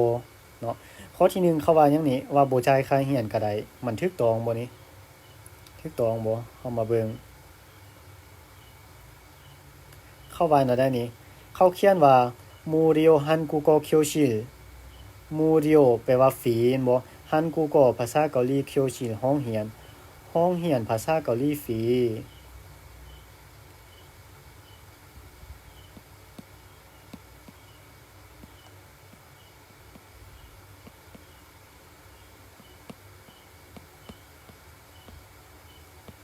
เนาะห้องเรียนภาษาเกาหลีฟรีข้อที่1ว่าบ่จ่ายค่าเรียนก็ได้ดังนั้นข้อนี้ถูกต้องบ่ถูกกับเนื้อในถูกกับเนื้อในแต่ว่าประเด็นก็คือเฮาคำถามในข้อนี้เนาะเขาว่าให้เฮาโซข้อที่มันแตกต่างจากเนื้อในดังนั้นข้อหนึ่งกงกับเนื้อในมันจึงบ่ถูกเนาะบ่แม่นคำตอบเทื่อเฮาไปซอกหาข้อที่มันแตกต่างเนาะมันบ่กงกับเนื้อในข้อที่2ว่า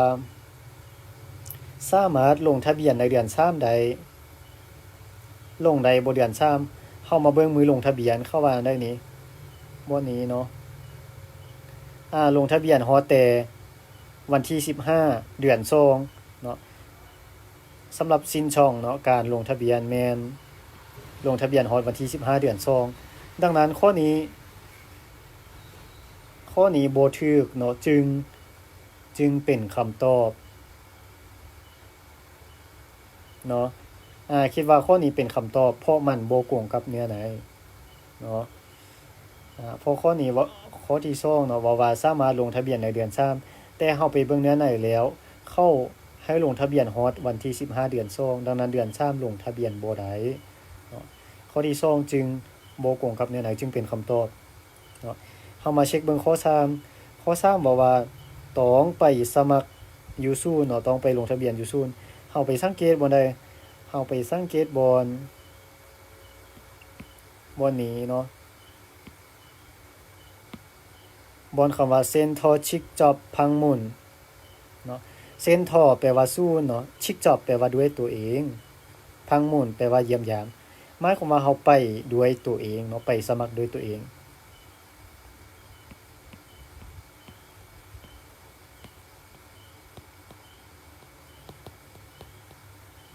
เนาะไปสมัครด้วยตัวเองดังนั้นข้อที่3มันก็ถูกต้องเนาะเฮาต้องไปลงทะเบียนอยู่ศูนย์เนาะไปสมัครด้วยตัวเองสมัครออนไลน์บ่ได้ดังนั้นข้อนี้กงกับเนื้อในเนาะต้องไปสมัครด้วยตัวเองข้อที่4ว่าเรียนภาษาเกาหลีเป็นระยะ4เดือนบ่เฮามาสังเกตบ่ได้เฮาสังเกตเบิ่งทางถึงสุดเลยเนาะ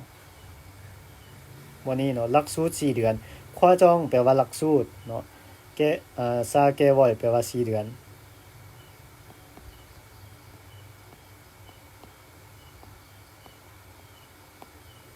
หลักสูตร4เดือน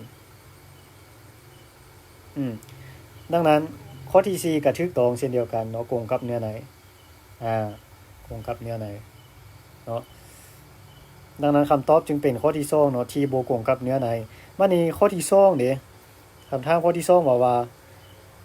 한국어 중급เป็นการเรียนระดับกลางเนาะอยู่ในตารางนี้มันจะมีโชกึบเนาะโชกึบคือขั้นเริ่มต้น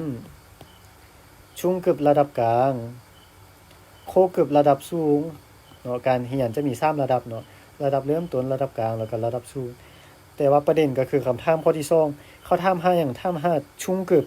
เนาะ한국어 중급การเรียนภาษาเกาหลีระดับกลางเนาะแม่นออนเจเมื่อได้เนาะอิดมีเรียนมือได้เนาะมีเรียนเมื่อได้เฮาก็มาเบิ่งเนาะมาเบิ่งชุงกึบอยู่ไสชุงกึบอยู่นี่บ่ชุงกึบเฮาก็มาเบิ่งแถวชุงกึบคือหยังนี่ in yo in แม่นบ่ in yo in แล้วก็โมงเด้ต้องเป็น13โมงฮอด15โมงดังนั้นคำตอบเป็นข้อใดแต่ละคนคำตอบเป็นข้อใดชื่อหมั่วว่าเป็นข้อ3ปลาหัวข้อ3คำปูนข้อ3ตุกข้อ3ข้อ3เนาะแต่ละคนตอบเป็นข้อที่3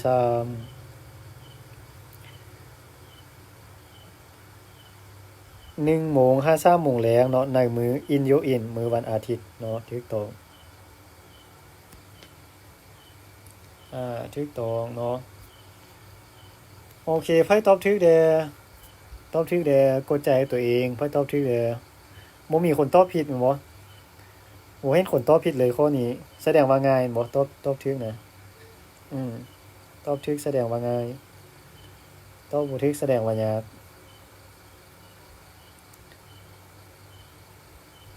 ไผตอบถูกข้อหัวใจรัวๆเด้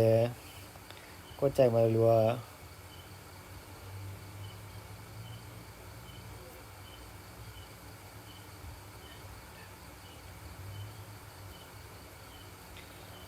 โอเคมาต่อข้อนี้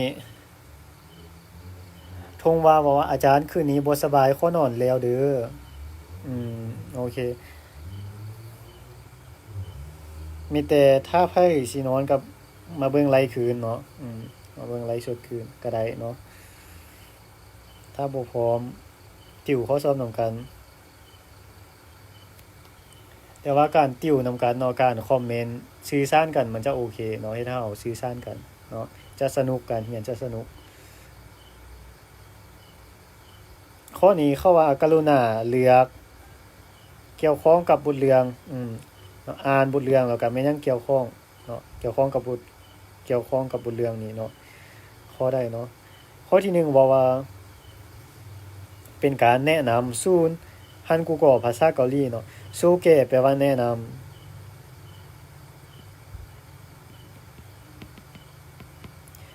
ำศูนย์ภาษาเกาหลีข้อที่2บอกว่าวิธีเรียนภาษาเกาหลี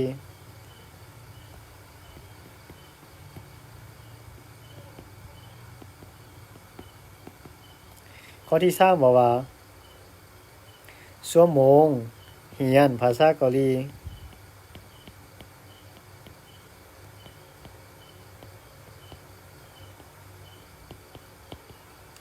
ข้อที่4บอกว่า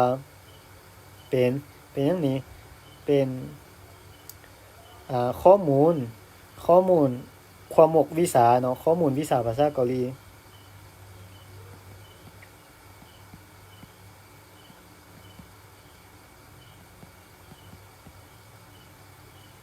แต่ละคนอ่านเนื้อไหนเบิ่งเนาะว่ามันเกี่ยวข้องกับหยังเนาะมันเกี่ยวข้องกับการแนะนำศูนย์เรียนบ่มันเกี่ยวข้องกับวิธีการเรียนบ่เกี่ยวข้องกับชั่วโมงเรียนบ่หรือเกี่ยวข้องกับข้อมูลวิชาเรียนวิชาภาษาเกาหลี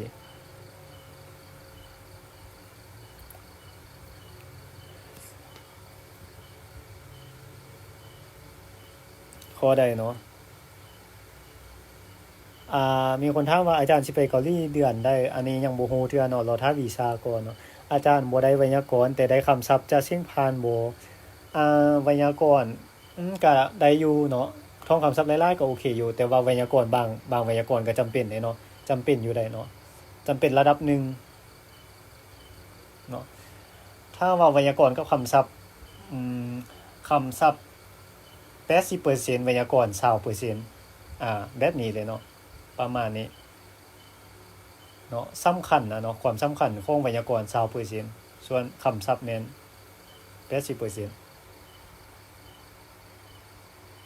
เนาะตุกบอกว่าเป็นข้อ2จื้อหมวกข้อ1กูโทข้อ3ซีมีโทบ่ข้อ1ปาหัวข้อ2ข้อนี้คือมีหลายคนตอบบ่เอกฉันท์กันมีคนตอบข้อ2ข้อ1ข้อ3 1 2 3สรุปว่าเป็นข้อใดแท้นี้สรุปว่าเป็นข้อใดแท้ข้อใดแท้ปาหัวข้อ2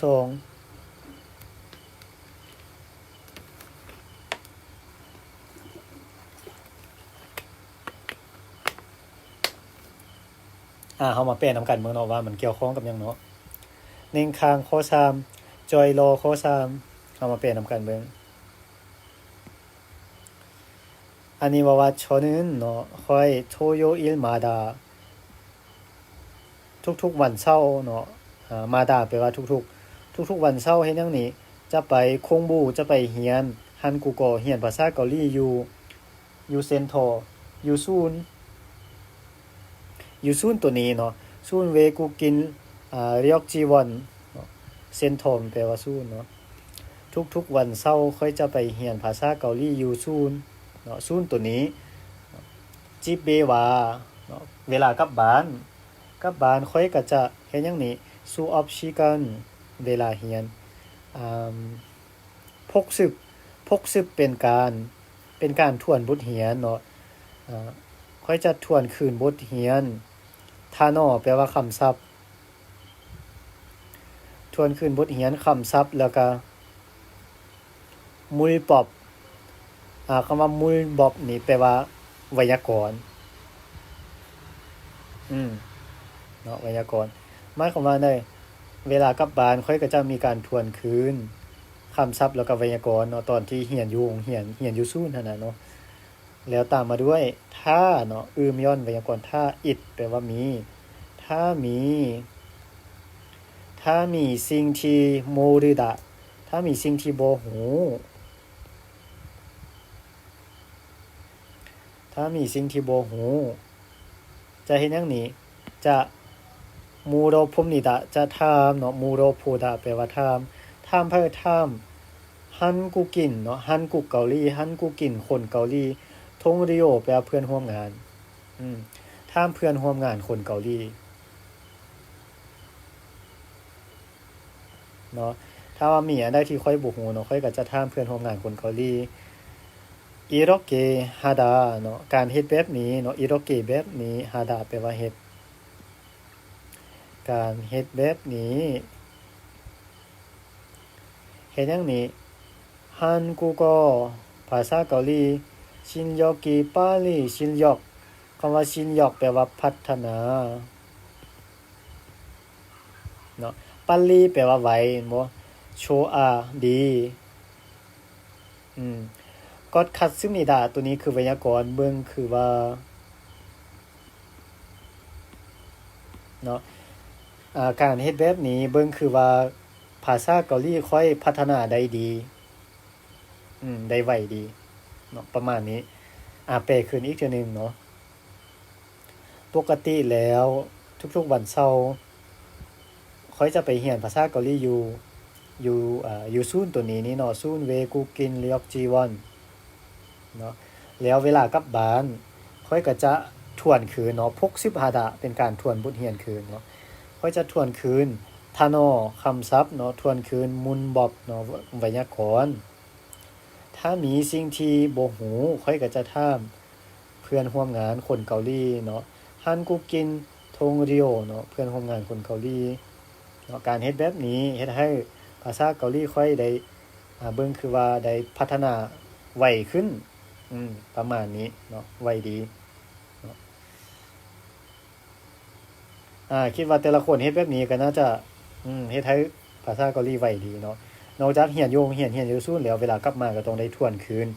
เนาะบทเรียนที่เรียนอยู่ซูนหั่นเนาะมีตัวได้บ่ฮู้แล้วก็แซดถามอาจารย์เนาะถามอาจารย์ที่สอนตัวเองนั้นถามคนที่เข้าเก่งเนาะการเฮ็ดแบบนี้จะเฮ็ดให้เฮาเรียนได้ดีดังนั้นเฮาเบิ่งบทเรื่องแล้วมันเกี่ยวข้องกับหยังนี้มันเกี่ยวข้องกับข้อที่2แต่ละคนข้อที่2ค่อยตอบถูกเด้ข้อ2ค่อยตอบถูกเด้ค่อยตอบถูกเด้ข้อ2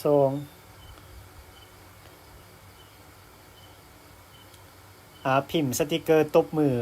อให้ตัวเองพิมพ์สติกเกอร์หรือว่ากดใจให้ตัวเองรัวๆมาค่อยตอบถูกค่อยตอบผิดกดโมโหตัวเองกดโมโหตัวเองมากดเซาให้ตัวเองผิดพลาดข้อหนึ่งเนาะมีคนผิดอยู่หลายคนถูกอยู่ก็หลายคนอยู่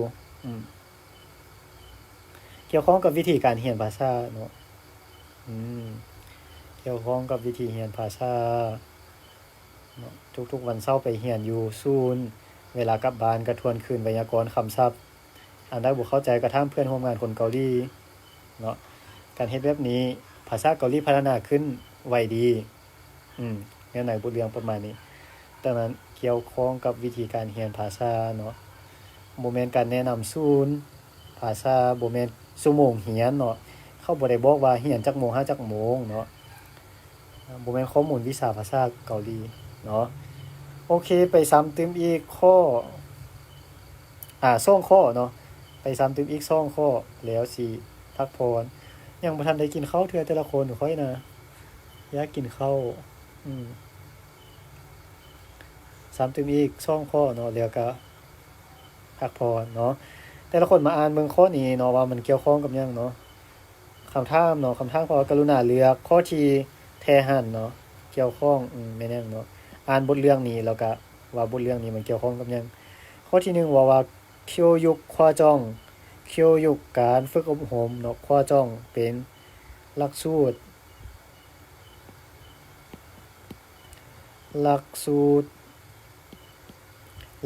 ฝึกอบรม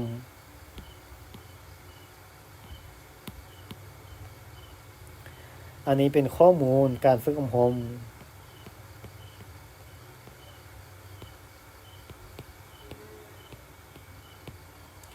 교육 과목 อันนี้เป็น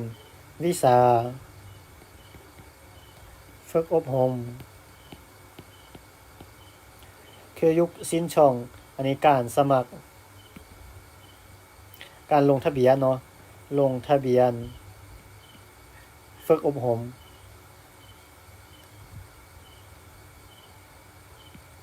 ฝึกอบรมแต่ละคนอ่านเนื้อไหนเบิ่งว่ามันเกี่ยวข้องกับหยังเน่งข้างว่าอาจารย์สอนน้องเข้าใจมักหลายสอนเข้าใจดีบ่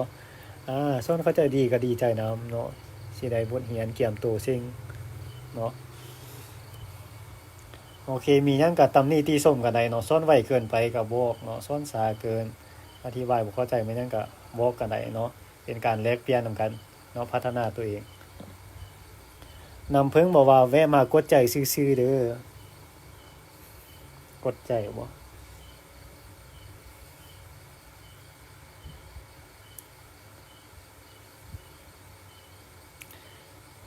โอเคแต่ละคนอ่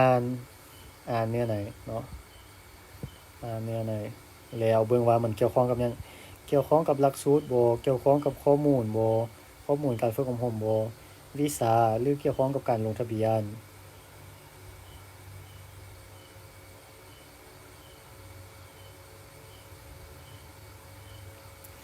แต่คนตอบเป็นข้อได้ตัวนี้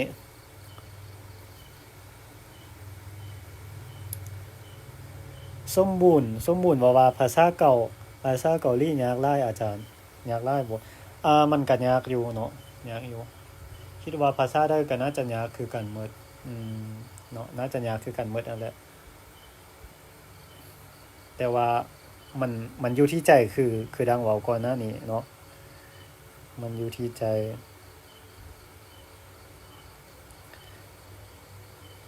ถ้าใจเฮามักเฮาพยายามไปเดี๋ยวมันก็สิง่ายขึ้นเนาะถ้าใจเฮาบ่เอาเวียกเบาๆมันก็สิหนักขึ้นประมาณนั้นแต่ละคนอ่านเบิ่งเนาะอ่านเบิ่งว่ามันเกี่ยวข้องหยังแต่ละคนตอบมาเป็นข้อหนึงหมดเลยเป็นหลักสูตรฝึกอบรมบ่หรือว่าข้อมูลการฝึกอบรมแต่ละคนคือตอบเป็นข้อหนึงตอบแบบมั่นใจเลยข้อหนึงบ่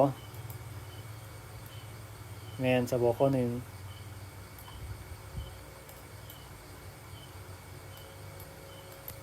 มีคนคิดต่างบ่มีคนคิดต่างแล้วตอบเป็นข้อ2มีคนตอบเป็นข้อ2สรุปเป็นข้อ1หรือข้อ2นี้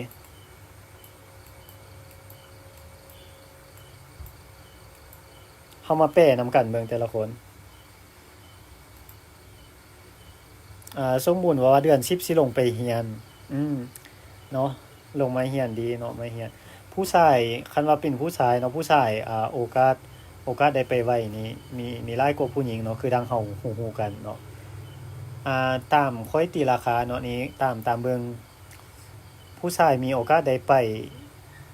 80%เนาะผู้หญิง20%หรืออาจจะ10% 15%ซะเนาะเท่าที่เห็นผ่านๆมาเนาะ10%ผู้ชาย90%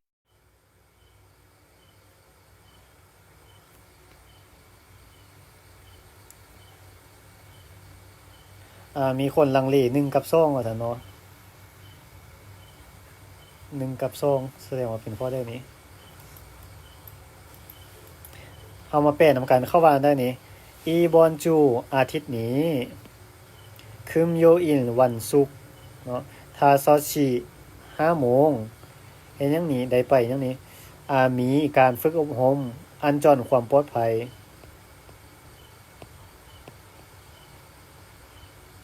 เนาะอยู่ไสอยู่คังดังอันนี้อยู่หอประชุม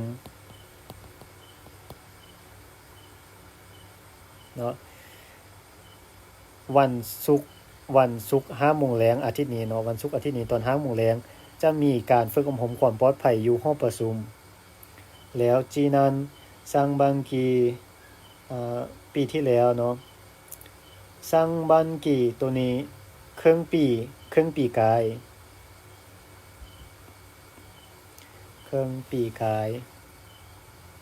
เคียวยุกพัจจีอานึนบุญไปวัด ทานเนาะทานได้ทีจีอันบ่ได้รับบ่ได้รับการฝึกอบรมในปีกายเนาะแม่นกรุณให้กรุณามาชำซอกเนาะชำซอกแปลว่ามาเข้าร่วม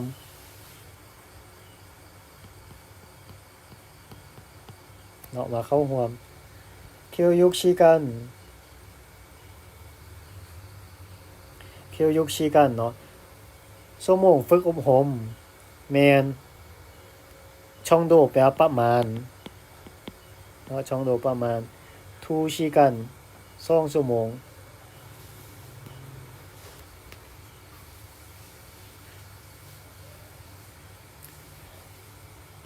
แปลขึ้นอีกเทื่อนึงเนาะมื้อวันศุกร์ของอาทิตย์นี้เวลา 5 โมงแลงจะมีการฝึกอบรมความปลอดภัยอยู่ห้องประชุมสำหรับท่านใดที่บ่ได้รับการฝึกอบรมในปีกายเนาะแม่นจำเป็นต้องได้เข้าร่วมระยะการฝึกอบรมแม่นประมาณ2ชั่วโมงประมาณนี้ดังนั้นมันเกี่ยวข้องกับข้อใดนี้คำตอบเป็นข้อที่ข้อใดแต่ละคนข้อที่2ข้อมูลการฝึกอบรมข้อมูลการฝึกอบรมเนาะบ่แม่นหลักสูตรฝึกอบรมคันว่าเป็นหลักสูตรมันต้องเป็นหยังหลักสูตรระดับเริ่มต้นระดับกลางระดับสูงอันนั้นจึงเป็นหลักสูตรแต่อันนี้เป็นข้อมูลเนาะข้อมูลได้ข้อมูลว่าเนาะข้อมูลว่าวันศุกร์นี้เนาะจะมีการฝึกอบรมแล้วก็ผู้ใดที่บ่ได้ฝึกอบรมในปีกายแม่นให้มาฝึกอบรมแล้วก็การฝึกอบรมแม่นใช้เวลา2ชั่วโมงมันเป็นข้อมูลเนาะข้อมูลฝึกอบรมในมื้อวันศุกร์ดังนั้นบ่แม่นหลักสูตรฝึกอบรมเนาะมันเป็นข้อมูลหลายคนตอบผิดไผตอบผิดกดหัวข้อตัวเองมาเห็นหลายคนตอบผิดอยู่กดหัวข้อตัวเองมาให้ตอบผิดเนาะคนตอบถูกสิเบิ่งสิกลับขึ้นมาเบิ่งเนาะมาเบิ่งคนที่ตอบถูกเนาะมีไผได้ข้อที่2นะบ่ว่าอ่านถูกบ่มงชีผมบ่ตอบเป็นข้อ2แสดงว่ามีแต่คนเดียวตอบถูกน่ะมีแต่คนเดียวตอบถูกที่เหลือตอบผิดหมดเลยข้อนี้บ่ได้คะแนนเนาะข้อนี้บ่ได้คะแนนกดหัวข้อตัวเองเนาะหัวข้อตัวเองหรือว่ากดเซาให้ตัวเองเนาะโอเคไปซ้ำข้อสุดท้ายข้อนี้ข้อสุดท้ายเนาะหิวข้าวแล้วแต่ละคนอยากกินข้าวบ่ได้กินข้าวเทื่อ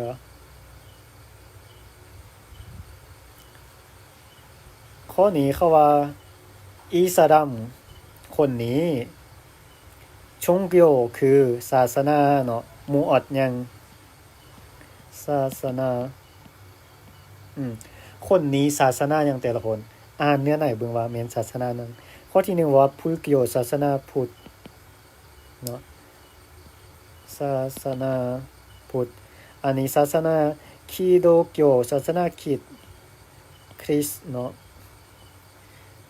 ชอนจูเกียวศาสนาอันนี้เขายังศาสนายังเนาะศาสนากาโทลิกบ่กาโทลิกอิสลามก็คืออิสลามอิสลามเนาะแต่ละคนอ่านเนี่ยไหนเบิ่งว่าผู้นี้ศาสนาหยังเนาะศาสนาพุทธบ่ศาสนาคริสต์ศาสนากาโทลิกหรือศาสนาอิสลามอันนี้ก็เกี่ยวข้องกับวัฒนธรรมเนาะเกี่ยวข้องกับศาสนาก็จะมีเกี่ยวข้องมาอยู่ในข้อสอบคือกันเนาะเดี๋ยวนี้ข้อสอบมันเริ่มยากขึ้นเนาะเกษตรก่อสร้างเนาะศาสนามันยังเข้าก็สิออกหมดเนาะวัฒนธรรมแต่ละคนอ่านบทเรียนเบิ่งว่าเกี่ยวข้องกับหยังได้ไปท่องบ่คำศัพท์เกี่ยวกับศาสนาฮู้จักหยังแด่ศาสนาตอบมาแต่ละคนข้อสุดท้ายแล้วไผสิตอบถูกไผสิตอบถูกเลื่อนบ่ เรือนตอบว่าข้อสี่ตุกว่าข้อสี่ผู้อื่นเด้ข้อสี่คือกันบ่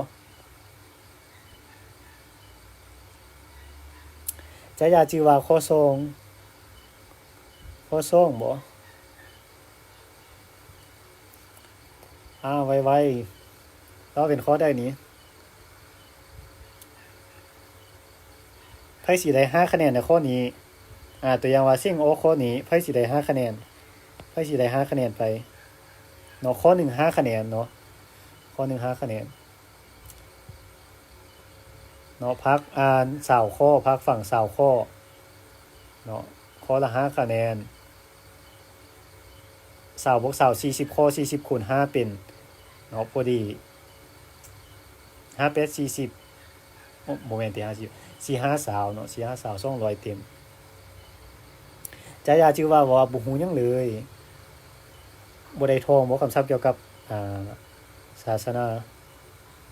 ฟันไปไกลข้อ4เนาะจอยรอข้อ2อารุณเบอร์มาข้อ4โอเคเฮามาอ่านนำกันเบิ่งเนาะเยียชางข้อ3คำปูนข้อ4เฮามาแปลนำกันเบิ่งเนาะอดิชีเนาะอาดิตเนาะอาดิตในอย่างนี้ซาดัมแมนคนอินโดนีเซียเนาะฮารุมือหนึ่งเฮ็ดหยังนี้ไปคิโดดือถือริมนี่ดะอันนี้แปลว่ากราบไว้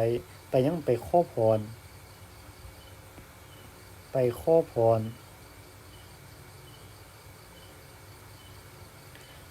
รหยังนี้ห้าเทื่อไปมันแปลว่าขอพรแปลว่าอธิษฐานเนาะอธิษฐานเนาะขอพรหรือว่าอธิษฐานไปขอพรอธิษฐานเนาะห้าเทื่อเนาะมือหนึงเนาะไป5เทื่อถ้าว่าสามารถชิกันแปลว่าเวลาเนาะนาชิกานีนาแปลว่าสละเวลาเนาะถ้าสามารถสละเวลาใดเนาะจะไปซาวอนคือโบสถ์เนาะซาวอนคือโบสถ์จะไปโบสถ์ที่อยู่อีเทวอนเนาะอีเทวอนน่าจะเป็นเมืองเนาะเมืองอีเทวอนเนาะจะไปโบสถ์อีเทวอนแล้วเฮ็ดหยังนี้ไปหยังนี้ไป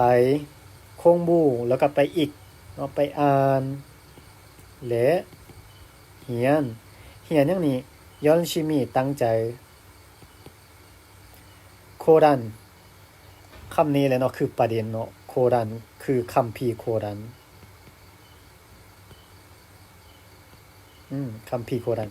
แต่ละคนคัมภีร์โครันคือของศาสนาใดคัมภีร์โครันของศาสนาใดพิมพ์มาให้แด่ศาสนายังพิมพ์มาให้แด่โครันคือศาสนาของยังศาสนายังพิมพ์มาแต่ละคนรู้จักเกี่ยวกับศาสนาได้บ่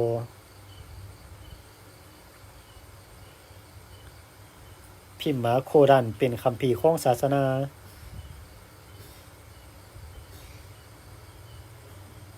พุทธบ่ของพุทธต้องเป็นหยังพระไตรปิฎกแม่นบ่ของคริสต์เด้ของกาทอลิกของอิสลามของไผคำตอบเป็นข้อที่ข้อใดนี้สมบูรณ์ข้อ2ปางหัวข้อ2นาโทข้อ2มีคนตอบว่าเป็นศาสนาพุทธศาสนาอิสลามเลื่อนว่าศาสนาอิสลามแม่นแล้วเนาะคำตอบเป็นข้อที่4โครันเนาะถ้าเฮาบ่จื้อหยังเฮาจื้อแต่คำเดียวเนาะคำว่าโครันเนาะมันเป็นคัมภีร์โครันมันเป็นศาสนาของอิสลาม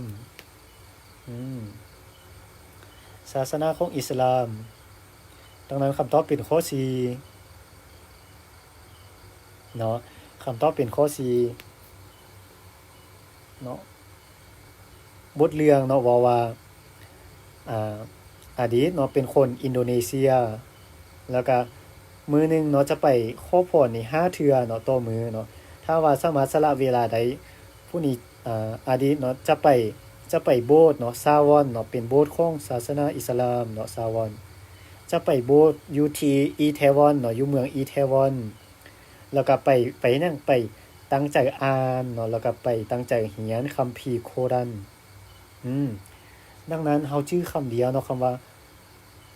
โครันเนาะเฮาก็จะได้แล้วเนาะเฮาชื่อคำว่าโครันแล้วก็ซาวอนเนาะซาวอนเป็นโบสถ์ของอิสลามแล้วก็โครันเป็นคัมภีร์โครันของอิสลาม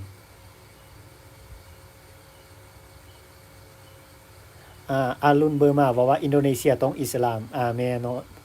อินโดนีเซียเข้านับถืออิสลามได้เห็นบ่อ่า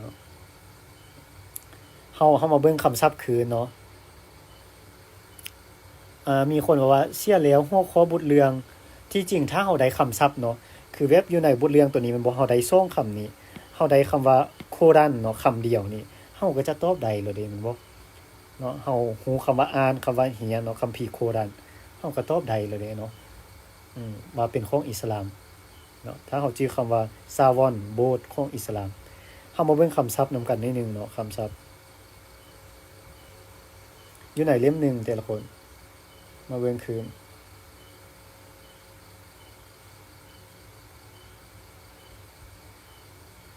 เกี่ยวกับศาสนาอยู่บทที่เท่าใดนี้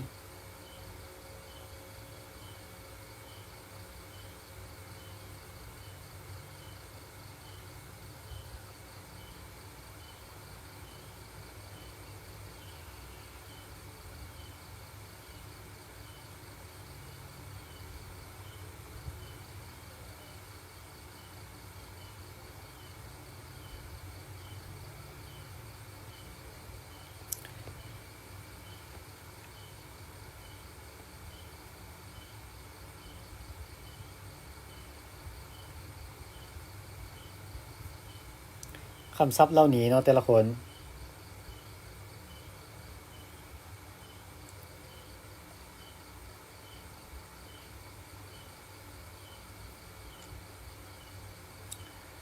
คำว่าศาสนาเนาะคำว่า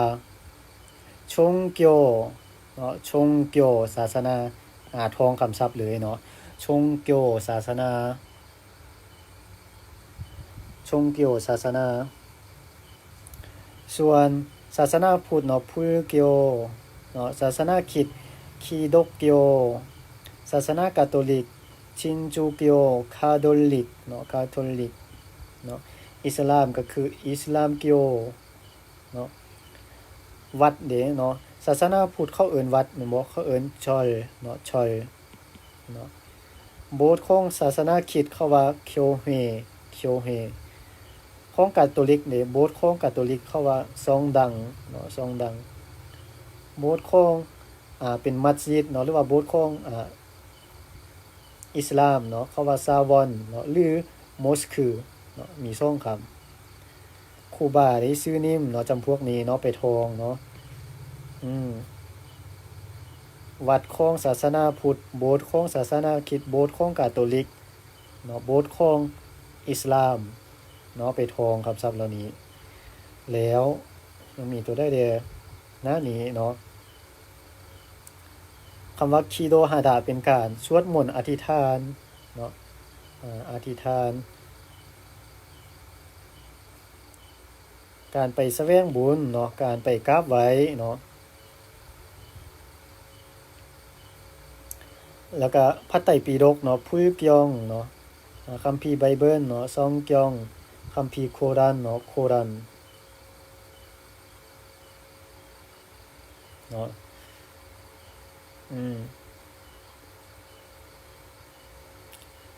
มีคนบอกว่าอยู่ดงดกเน็ตสาแม่เนาะอยู่ดงดกเน็ตสาเนาะฝนตกมันยิ่งสาอีกเนาะอาจารย์ขอส่งบทเรียนให้น้องได้บ่บทเรียนนี้มันก็อยู่ในปึมเล่มนี้เนาะบทเรียนเนาะฝ่ายตัวนี้ได้อยู่เนาะฝ่ายตัวนี้เนาะทักมาทางWhatsApp เนาะแล้วสิส่งให้ก็ได้เนาะปึมหัวนี้มีไฟเสียงการฟังบ่ปึมหัวนี้มีไฟเสียงบ่อ่ารู้สึกว่ามีอยู่เนาะแต่ว่าอยู่ในคอมพิวเตอร์เนาะมีอยู่ตอนอาจารย์ไปเซ็งออกโตศาสนาบ่ตอนเซ็งบ่มีเนาะตอนเซ็งบ่มีศาสนาแต่ว่ามันข้อสอบแต่ละชุดมันแตกต่างกันเลยเนาะบางคนก็ไปเจอศาสนาบางคนก็บ่เจอเด้เนาะแต่ละชุดแตกต่างกันดังนั้นเฮาไปเซ็งบ่เจอแต่ว่าหมู่เซ็งอาจจะเจอเนาะชุดปีนี้เซ็งบ่ออกแต่ชุดปีหน้าอาจจะออก จุดต่อไปอาจจะออกมันก็มีเนาะ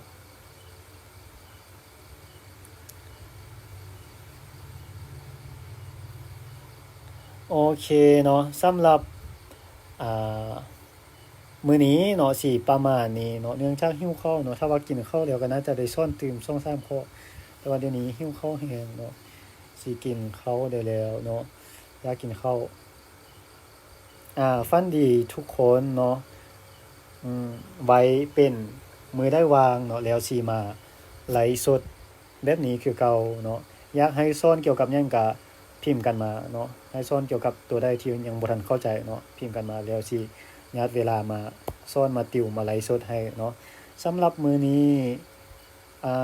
ตองได้ขอตัวไปกินข้าวก่อนเนาะไว้มื้อหน้าเนาะพบกันใหม่เนาะฝันดีทุกคน여러분 잘 자요 안녕히 주무세요 또 만나요